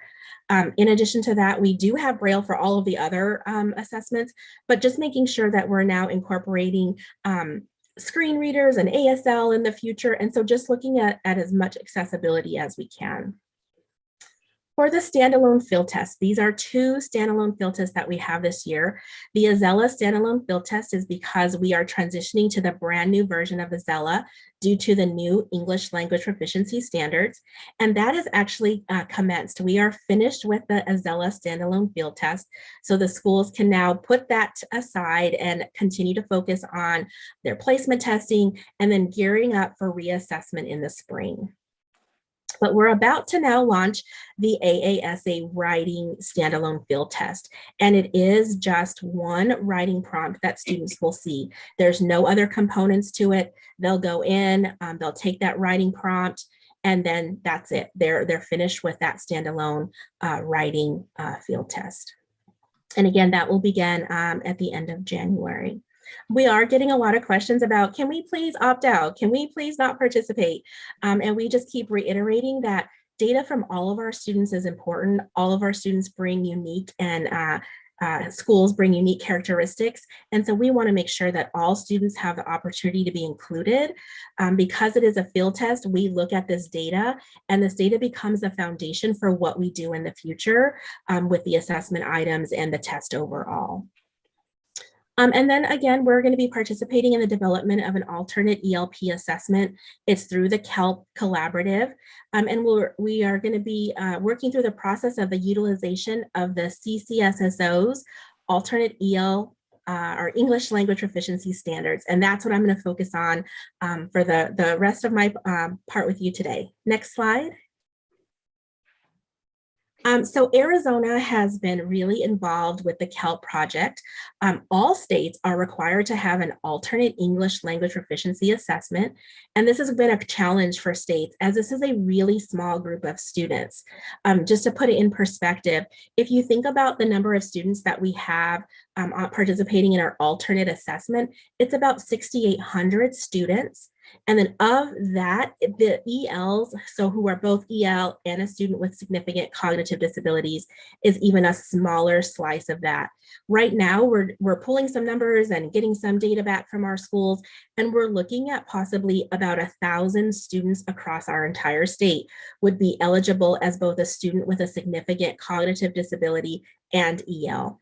So, doing this all on our own would be very timely and very costly. So being a part of a consortia or collaborative with other states is really a benefit to not only Arizona, but what we can bring to that collaborative because of our involvement in other alternate assessment development. So we've established a community of practice with educators from around our state, and their purpose is to learn about the collaborative and the work, including the assessment design, and provide feedback on that. So they're moving along with us as we're building this assessment this past year and giving their feedback and learning about the processes that will be a part of this assessment. We are also going to have educators and students participating in a pilot study or cognitive lab this winter. Because again, we're a part of a collaborative, we don't have the onus to do our entire state. We're actually going to be contributing a small amount of students. When you do a cognitive lab, it's a small subset of all students that are eligible. And because we have 10 other states participating with us, our a contribution to this is like 10 teachers and about 10 to 15 students across our state. So again, not a heavy lift on our schools, and we've asked for volunteers and we have all of the volunteers needed already. So we'll be training them very, very soon here. Arizona has a state lead. So one of my alternate assessment director, she participates in the assessment design committee, the development committee, the community of practice committee, sustainability and governance. So she's really an active member of this collaborative, and she is set to be a president-elect of the collaborative in another year future. So we're excited about her contributions and our active involvement. Next slide. Sorry, I have a new puppy and she just woke up, of course. Here, we have the list of the participating states. I'll let you take a look at that at your leisure. And then we also have the performance period. So this started in October 2019, and this project will end with a summative assessment ready to be administered in our state. It ends September 2023. Next slide. This is just a project timeline, and I'm not going to go into any detail on this, but happy to come back and give updates about that. But I just want to focus on the next slide here. And that is the next steps. So as part of the collaborative, member states will utilize the Council for Chief School Officers, or CCSSO, English language proficiency standards. Arizona was a part of the development of those standards with CCSSO, along with nearly over 20 other states across our nation, to bring in experts to develop these alternate ELP standards. They do align with our current our new ELP standards standards that are currently being implemented in our schools. And so we had to conduct a public comment to gather feedback on the use of these standards from stakeholders. And that occurred September 22nd through October 22nd. Overall, the comments were very positive, and we're excited for our, many of the teachers expressed and respondents expressed their excitement to have something for this group of students. It's long been needed. And so, utilizing these standards will help set the targets and design the items for this future test. ADE also had a meeting with our EL and Special Education Director Task Force to gather feedback on these alternate standards, and that meeting took place on October 14th. Next slide. All right, so in summary, really quick about KELP, we will be coming back to the board with more information about KELP and the next steps. Each of the participating states are, working in their own states to continue to go through the process of making sure that we're all ready to utilize the ELP standards, the alt ELP standards, and then design this assessment, and each of us participate in the pilot this year. So I look forward to coming back with more information about where we are with that project. And now the next slides are, again, just updates to all of the resources that we've shared. This is our assessments overview document. We keep this up to date. It's kind of like the one place where everyone can go to look at the assessment test windows and who's required to participate. This is the next year, so this one will be updated very shortly here once we have all of the dates and everything in line. This is again for the 2022-2023 school year. I don't know that I've shared this, so I just wanted to make sure that you all have seen this. This is the AASA logo that we'll use. So you'll see all of our new documents branded with this logo, and we called out the name so everyone's clear on what AASA stands for. And then the next slide. Yeah. This goes into all of our infographics. Is there a question? We like your logo. Yes. I'm sorry. We were chatting out of turn. Sorry. Sorry. And these infographics you saw draft versions of, and so I just included them in here. These were the final versions that were posted. I think these are the next 5 slides. I won't go into any detail about them. Here is our website. This is where all of our webinars are posted. We have had 6 webinars up to now about hot topics around assessment, one specifically for Aspire and ACT, one for Azella. We've had many of them. And so this is the place where they can go get the recording, the slides, and we produce an FAQ after every session. And so we're really directing our stakeholders back to this main page here with these webinars and resources. Next slide. This is just one other way that we're supporting the field, and that is we're holding office hours. So we're starting them with Azella. They're scheduled twice a week.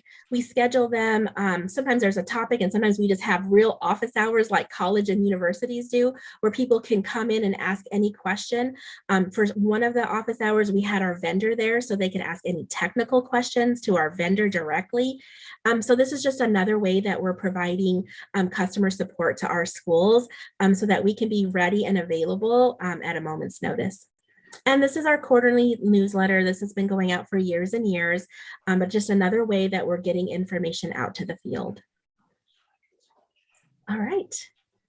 That is my update for today. Thank you so much for your time. Thank you, Audrey. That was awesome. I have a question, and then I'll turn it over to the other members. How is the field made aware of all this? Is it through the various superintendents and headmasters, or how does that work? So we primarily communicate with our district test coordinators, that we have one identified district test coordinator for every school and charter school, public school entity in the state. And so that is our primary source of communicating this out. But there have been times when we've made some big announcements, some new announcements, and we've asked our communication team at ADE to send it out to their superintendent's list or principals list. And then of course, we just always post every update on our assessment webpage, and we're reminding everyone, please check that often. Lots of new things are happening. And so in our newsletter and in all of our communications, we ask our district test coordinators to make sure that they're communicating this out to any team member that needs to know this information, from teachers all the way up to superintendents and principals. Thank you, Audra. It's awesome. Appreciate it. Any other discussion or questions for Audra? Thank you. All right. Thank you for your time. Anything else on 5B? Okay, we'll move on to item 5C. Director Williams. Thank you. Just for the record, I believe Member Burton has left after that agenda item. So I'll mark her as 11:38.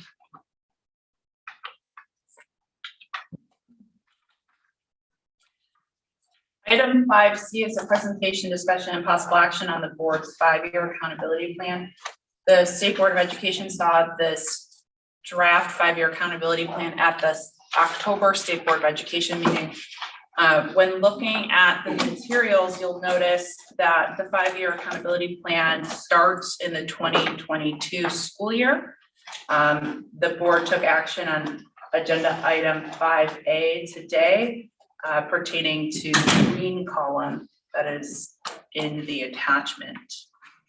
Areas in red throughout the document signal to the field and then ultimately to this board or future makeups of the board that certain things will need to change based upon the data that we know we'll have available.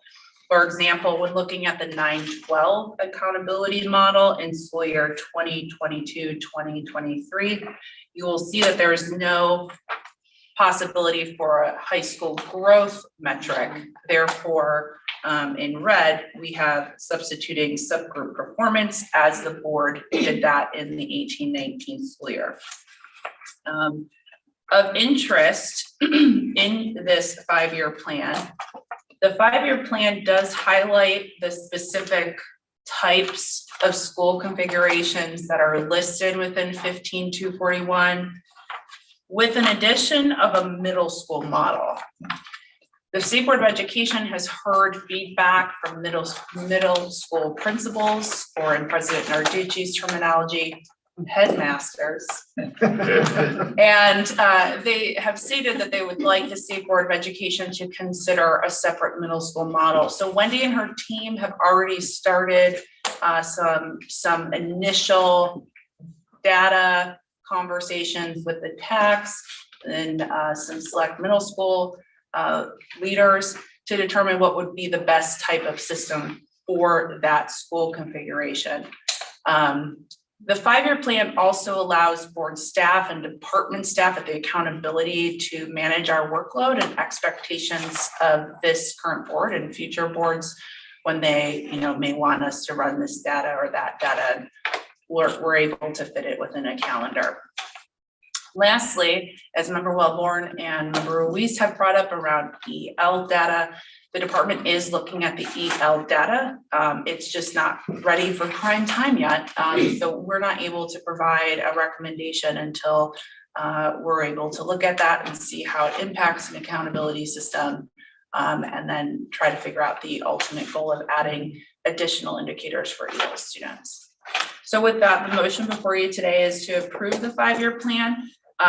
Just for the record, the board can always change the 5-year plan, but ultimately it's a plan to go forth in which the field knows what's expected of them for the next 5 years. And with that, I'm available for any questions. Thank you, Director Williams. Questions for Director Williams? Virtually? None? Level here? Thank you. Good work. Appreciate all the thought that went into this. Do I have a motion to approve the board's 5-year accountability plan and direct staff to finalize and post the plan to the board's website? So moved. I have a motion by Member Mack. Do I have a second? Second. Broussard. By Member Broussard. All in favor, say aye. Aye. Any opposed? No. If I could, President Narducci, please explain my vote. You bet. Go ahead, Member Ruiz. Yeah, I support having the 5-year plan. I think it's really important. For me, I think it's just a matter of just that EL issue. I think my no vote is meant just to keep that on the table and keep that issue on the forefront. Thank you, Member Ruiz. I think the aye votes have it. Oh, yes, sir. Okay, the aye votes have it, and 5C passes. Thank you. Go to item 5G. Williams. Thank you, President Narducci, members of the board. Item 5G is a presentation, discussion, possible action, which we're not asking the board to take any action on this item. It's more of a discussion. If there's anything you would like to give us in sense of direction on recommendations to accelerate learning recovery. So if you recall, the board's data and research project director, Jessica Mueller, presented the board's report in response to Executive Order 2021-03 pertaining to COVID impacts on student learning. The board voted on that report at the October board meeting and directed board staff to look at studying some outlying schools. So Jessica just has a brief paragraph of summarization of the documents that's in the board materials. Thank you, Executive Director Williams. President Narducci, members of the board. It is known that the overwhelming majority of schools across the spectrum of achievement and student demographics endured academic impacts from COVID-19 pandemic effects. Board staff is identifying outliers, which are few and far between from these academic impacts. At this time, board staff has spoken with 5 schools exhibiting improvement or modest to no impact from COVID-19 on student learning as measured by AZM2. These schools represented serving student populations with deep disparate outcomes seen through the COVID-19 impact study conducted with EO 2021-03. These schools may not have historically high achievement or high growth. They were just resilient in their effects from the pandemic. Through these interviews with school site leadership and at times the district and LEA administrators, board staff has established the baseline in local decisions and policies that led to these positive outlying student outcomes. Preliminary trends indicate that strong, consistent leadership and messaging to the community supported student learning. While these schools adjusted to their remote instruction model, in the end, synchronous learning standards were upheld as the preference whenever possible to improve student outcomes. Administrators thank the strategy. Teachers support in filling vacancies with their prep periods and subject areas, specifically in math, improves student outcomes as well. To support the teachers, administrators sought out a delay in some of their school year 2020-2021 calendars to provide professional development to students, to teachers in social-emotional learning and remote instruction, and has created a little bit more buy-in for teachers. Staff will continue to seek trends and deeper dives into academic and instructional supports with a focus on evidence-based strategies to present a final report in January. Additional schools will be identified to focus on creating practical, relevant case studies comparable to Arizona school populations. Schools with resilience seen in English language learners, Black, African American, and Hispanic Latino students will be expanded, with an emphasis on the lower grade levels of 3 to 5. A deeper study at a later time with the Department of Education on special education student outcomes will be conducted. And if you have any feedback or guidance on where to go from here, appreciate it. Thank you, Jessica. Nice report. Very well done. Any, Dr. Court. Jessica, thank you for that. And, I would just, in terms of where we go next steps, I also serve as the president of AC4, which is the 10 community colleges in Arizona. I would offer the support and assistance of Arizona's community colleges. Every one of our high school districts is served by a community college, right? There is a community college in every county in Arizona. And I think we're doing some really cool stuff down in Yuma that might be able to be replicated across the state. There's resources there. Typically, we haven't connected those resources together, or it's been done ad hoc, right? It's being done here, but not there. But maybe there's a possibility for AC4, the Arizona Association of Community Colleges to work with this board and schools across the state to recover that learning. We saw it in Yuma, we saw it across the state. How do we connect all the resources together to do something really cool? And I would offer the support of the community colleges to do that. Thank you, Dr. Gore. I'll be in touch. Member Baker. President Narducci, members of the board, I just want to thank staff for putting this together. And we talked in previous meetings about the importance of recognizing school districts who were somehow in the midst of all this trauma, still finding ways to help students achieve at high levels and not just worry about the unfairness, but to recognize those who were doing really well.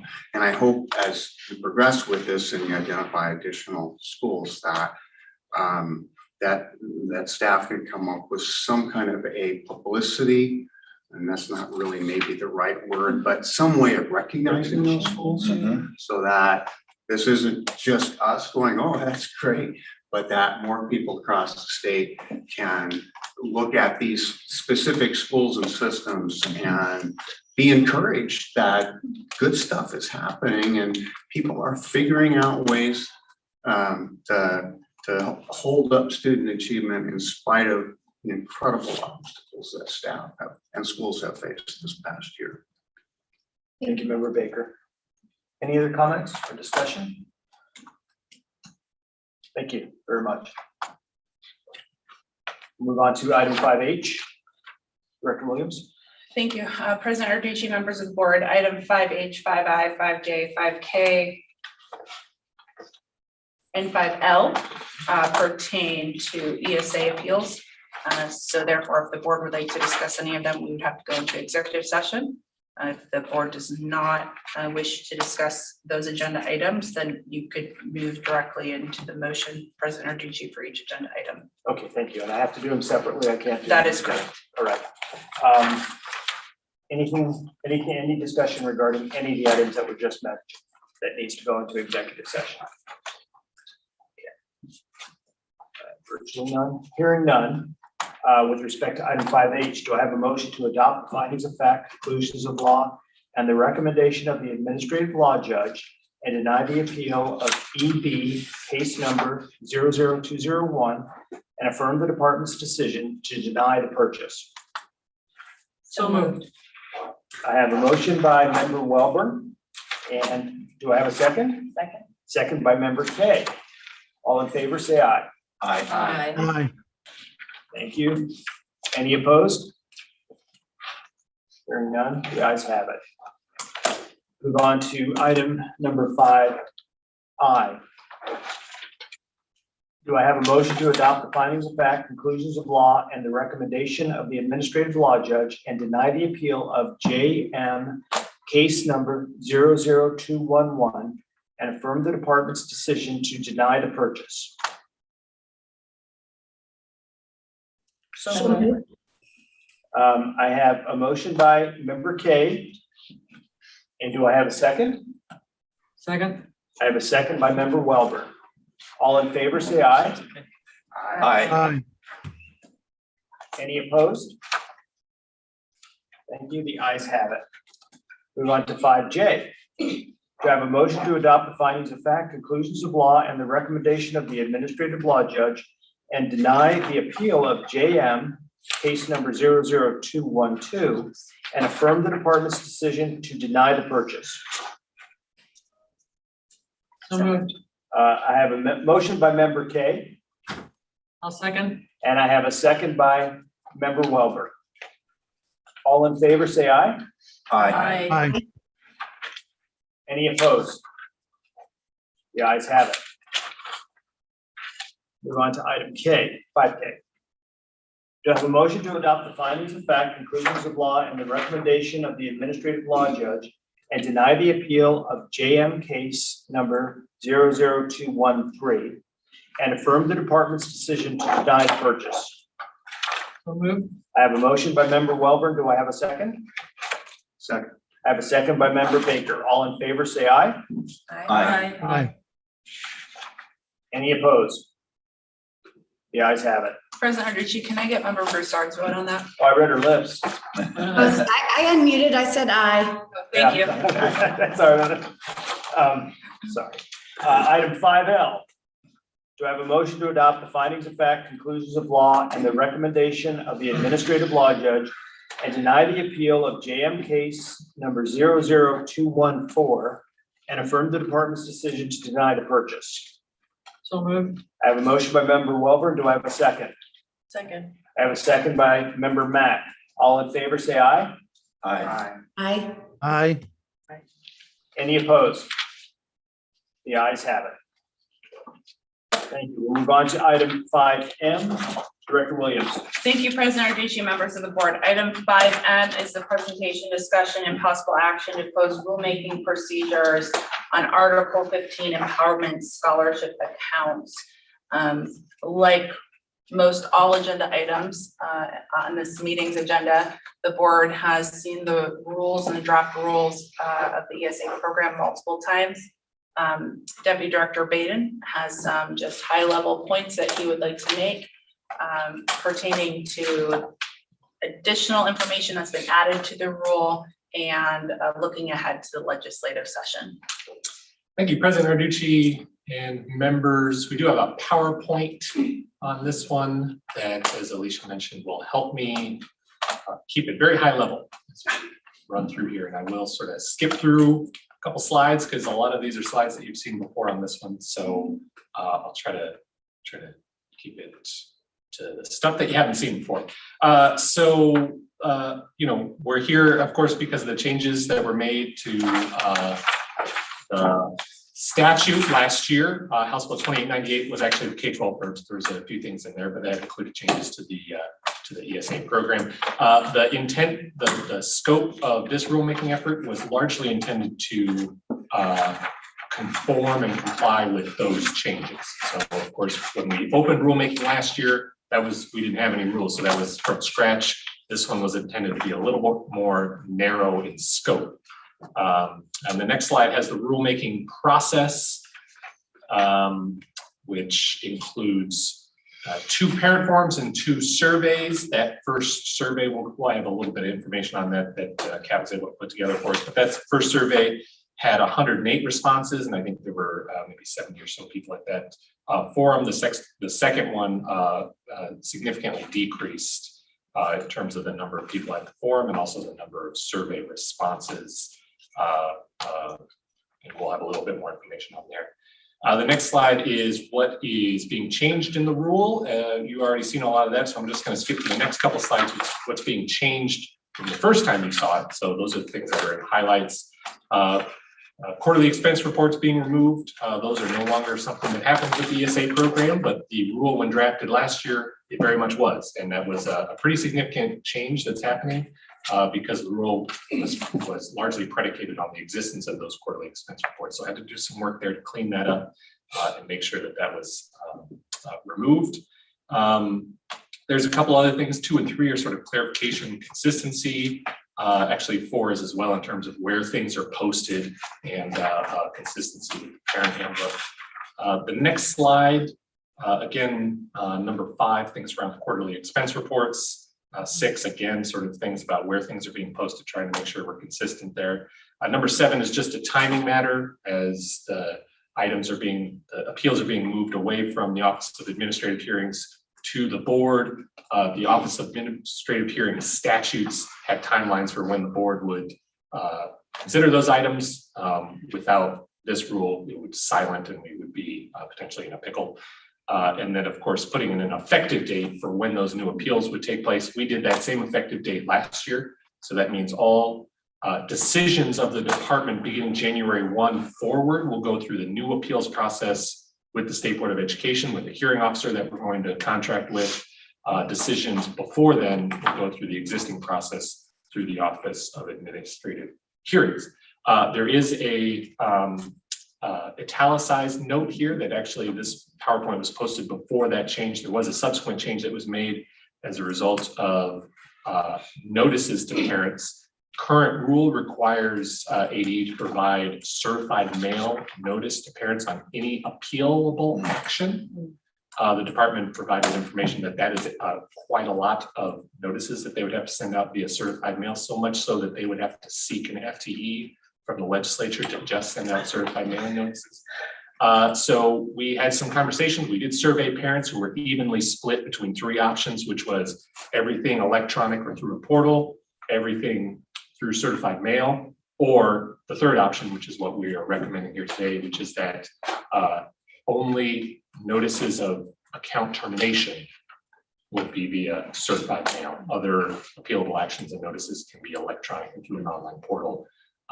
We'll get some more information from the department as we move forward to make sure that that's still implementable, but hopefully that's a good compromise there. The next slide is just a reminder of what is not in the rule. We have this every time. It's not administrative functions for the department. It's not dictating the department how to spend their funds, et cetera, and so forth. The next few slides are things around the responses from the parent survey. You've had all of this information.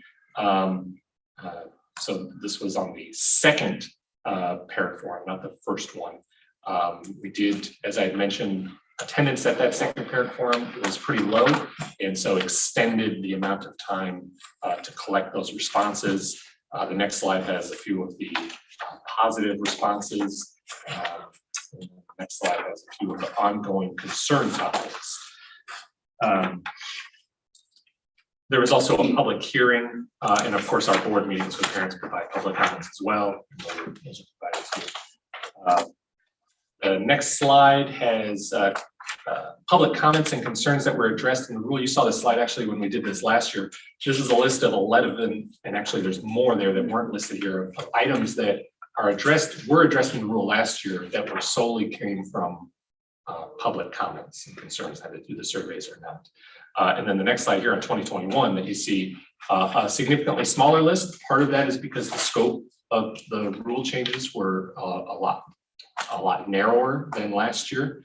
And part of it is also because we've sort of hit a point where board staff feels some of the things that have continuously come up that you heard in public comment today actually are maybe more appropriate for the legislature to address, which is on the next slide. About 8 bullet points here. So of items that have continued to come up last year and this year that staff is recommending as part of this agenda item and as part of the legislative priorities that the board provide this list of considerations for the legislature around things that continue to come up. Some of them, to be quite honest, are kind of small in terms of the scope of the impact. Some of them rather large in terms of allowable expenses, technology, computer hardware, and consumables. You see the privacy protections there. It's something that you heard in the public comment. And I'm sorry, the next slide is other items that we can continue to address or consider in future rulemaking efforts that were not considered here. Although computer hardware and technology is not an allowable expense, there has been some requests for maybe some more definitions around what that means. There's a reason we haven't recommended defining that further, which is that there could be some unintended consequences with defining some of these things and some of these items, but maybe things the board wants to work on in the future. One I want to highlight specifically is around expenses. I think you recall we had talked about the number of appeals was pretty high, it was pretty significant, and a lot of those were around expenses. And so at the time, a couple months ago, we were considering changes to the expense review process and or the appeals process to make sure that those parents were being served in a way that maybe wasn't the appeals process, that maybe that wasn't the appropriate route. The number of appeals since then has gone down significantly. And so that's why there's no recommendations here for an overhaul of the expense review process.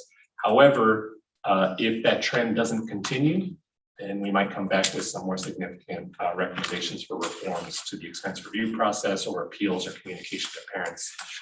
But as long as those appeals continue to go down for the right reasons, we don't have any significant recommendations there. So finally, just the next steps.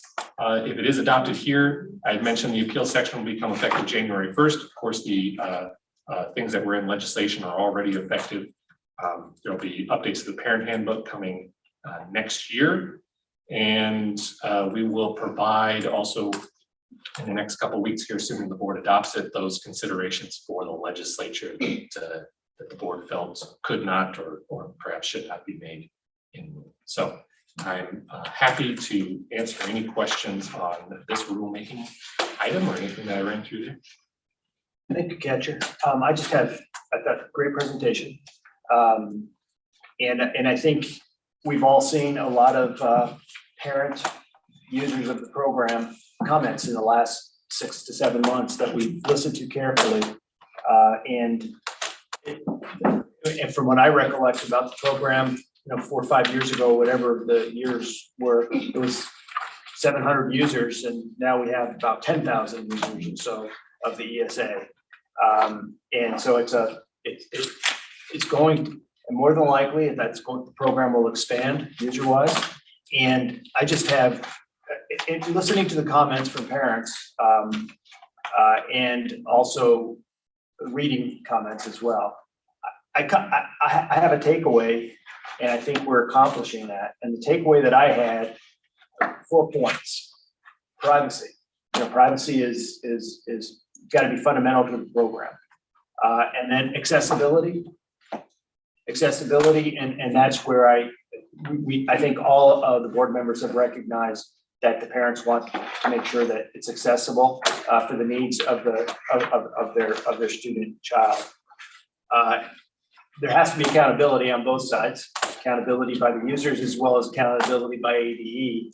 And then there also has to be client responsiveness, because every user of it is a client of our program. So I think as this continues to evolve, which it will, I think it's still in the molding fashion. We just need to make sure that all those avenues are taken care of.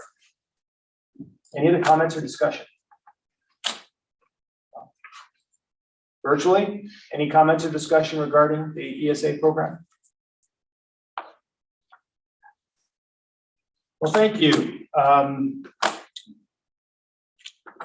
Do I have a motion to close rulemaking procedures on AAC Article 15 Empowerment Scholarship Accounts and provide considerations as listed to the legislature for possible statutory changes? So moved. I have a motion by Dr. Cord. Do I have a second? Second. And a second by Member Kay. All in favor, say aye. Aye. Aye. Any opposed? Thank you. The ayes have it. Move on to item 5N. Director Williams. Thank you, President Narducci. Deputy Director Damon. President Narducci, Superintendent Hoffman is not here. Sorry. It's an old habit. Superintendent Baker. President Narducci and members, here, no presentation, no PowerPoint, just a Word document and an executive summary of legislative priorities for the upcoming session, which are driven out of conversations with board members and also agenda items that you've already approved today or previously, including things like the board's budget request, the early literacy items, which were adopted as part of the recommendations, and the Empowerment Scholarship Account Program. There's also a couple others there, like the aggregate expenditure limit, of course, a very big issue for school districts right now. We offered to help our school district partners with that effort to the extent that they want our assistance. Dropout recovery programs, which is something that is probably coming back again this year. We had some discussions on last year as part of the legislative committee, probably going to continue that, ensuring accountability and quality for those programs. And then there's also an item here around fingerprint clearance cards and school personnel, which I know is near and dear to Executive Director Williams' heart. But as a very brief overview, there is an allowance, not a requirement, for school districts to require fingerprint clearance cards for certain school personnel. So obviously not teachers, certified teachers have to have their fingerprint clearance card as part of their certification. However, there are some non-certified personnel who are not required to get those cards. And that could create issues, although they do background checks. Those are not live, up-to-date information systems for the schools to have. So it's entirely possible that those personnel could be arrested for certain things and the school would not be notified, and that could create some concerns. We are in the process of working on a survey and working with HR professionals as part of school districts, trying to get information on how many folks don't have fingerprints clearance cards out of this pool, and if maybe there's just some efforts that we can undertake with schools to increase information for them about the importance of doing that, and if there's any ways we can ameliorate some of those burdens and barriers to getting it. But an item that would require legislative action. And that's all I have. Thank you, Deputy Director Baden. Any questions for Catcher? President Narducci? Oh, I'll go virtual first and then go ahead, Member Broussard. Okay, thank you. Catcher, I just want to thank you for all of that and keeping us up to date on what our priorities will be for that. But I wanted to just voice a concern that I've received from a district in Pinal County regarding the fingerprint clearance cards. And just they're really having, they do background checks, and I do understand the importance as well as they do as well. But it's causing some issues getting fingerprint clearance cards for all of the staff working on campus, just because of the cost and the amount of time that it takes and the fact that they're already very short staffed. And so I do know, I think that sending out some questions regarding that to our districts to get their concerns kind of ironed out prior to presenting anything might be good, and we can work with them on that. Just wanted to update you, let you know. Thank you. Any other Member Mack? Oh, President Arducci, members of the board, thank you so much for the report. I was just curious to absolutely support all the priorities. I was just a little concerned with the long list under the ESA, and I'm wondering if there's been any thought to prioritize the priorities, so to speak, and maybe just go with maybe one or two or three, or the top three. I don't know, just because there's a lot of implications here, and I have some more concerns about some than others, but I'm just wondering if some would be like Yeah, President Arducci and Member Mack, a good point. Our plan for the ESA items, and it was framed as considerations for a reason. Our plan is to meet. We do have a meeting on the books with Senator Boyer, specifically the chair of the Education Committee, who's previously run some ESA legislation, is to provide this. It's sort of like an information, like here's our comprehensive list of things that have come across our table that look like legislative items, and they could do with that as they will. So not necessarily the board, seeking legislation and trying to run it on our own. If the board would like to do that instead, of course, we could do that.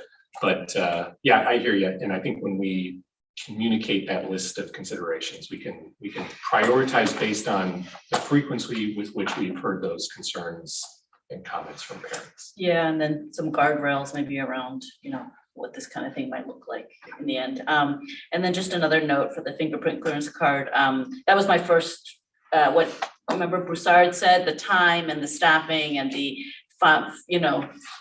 manpower. It might be needed for something like that. So I absolutely support it though, because anything for student safety is critical, but maybe encouraging legislature to tie in funding to this or any supports the district might need. President Arducci, Dr. Mack, that's definitely part of the conversation. And it's this item in particular is something that sort of cropped up over the last couple of weeks, right? And sort of rose to the surface.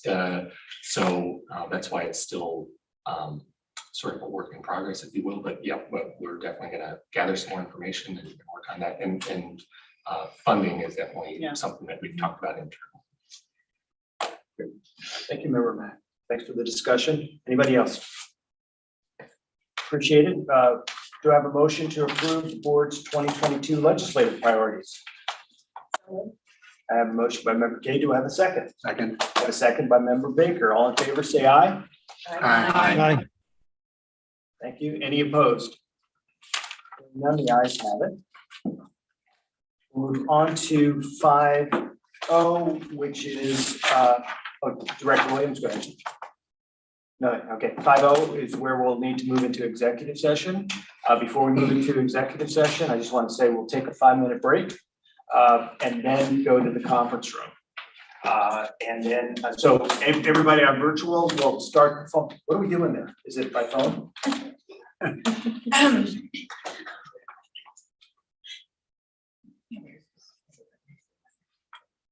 Well, President Narducci, members of the board would need to go into executive session for a discussion and consideration of public records that are not open to the public pertaining to the request for proposal submissions for school district receivership providers. Board members who are virtual have received a call-in phone number in which we ask member Ruiz and member Broussard to mute yourselves on Zoom, turn your camera off, and utilize a separate phone to call into that executive session meeting.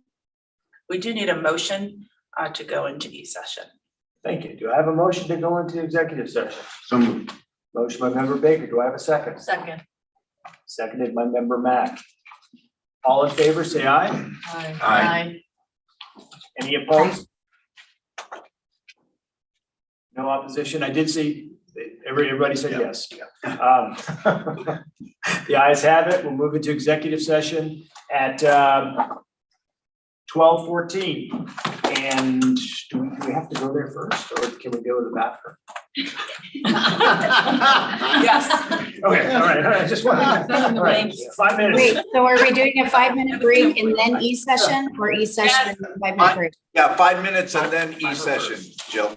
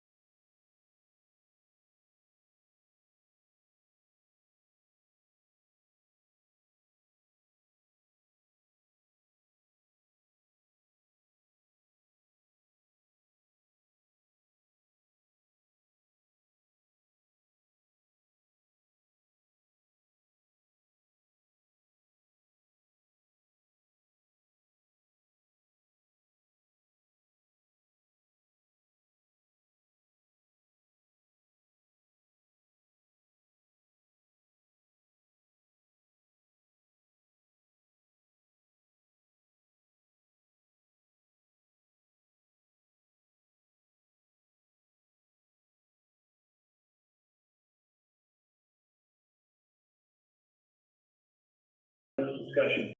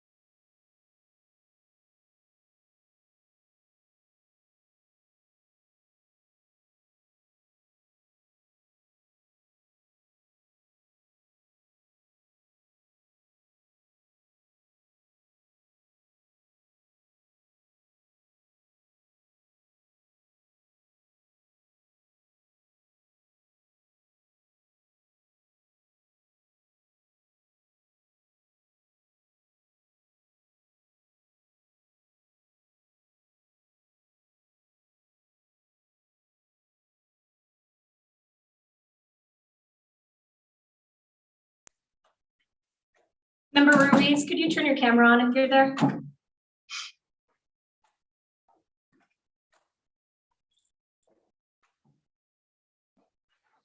he is. Thank you. The board is back in the public meeting at 12:34. With respect to item 5O, do I have a motion to approve the evaluation committee's recommendation to award receivers pursuant to ARS section 15103? I have a motion by member Kay and I have a second by member Welber. Any other discussion? All in favor, say aye. Aye. Aye. All opposed? The ayes have it. Item number 6, call to the public. No public yet. No requests. Item number 7, consent agenda for enforcement actions. The consent agenda for enforcement actions will be taken in a single motion.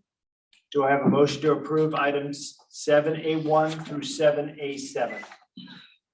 So moved. I have a motion by member Baker. Second. I have a second by Dr. Core. All in favor, say aye. Aye. Aye. Any opposed? The ayes have it. Item number 8, call to the public. We have no requests, is that correct? Move on to item number 9A. Member Broussard has a conflict, so she'll just not vote on this one. Item 9A is a presentation, discussion, and possible action to approve the negotiated settlement agreement for Angelic E. Chapman. Do I have a motion to accept the negotiated settlement agreement with conditions for Angelic Chapman and that all states and territories be so notified? So moved. I have a motion by Member Tay, and do I have a second, Dr.? Absolutely. And a second by Dr. Core. All in favor, say aye. Aye. Aye.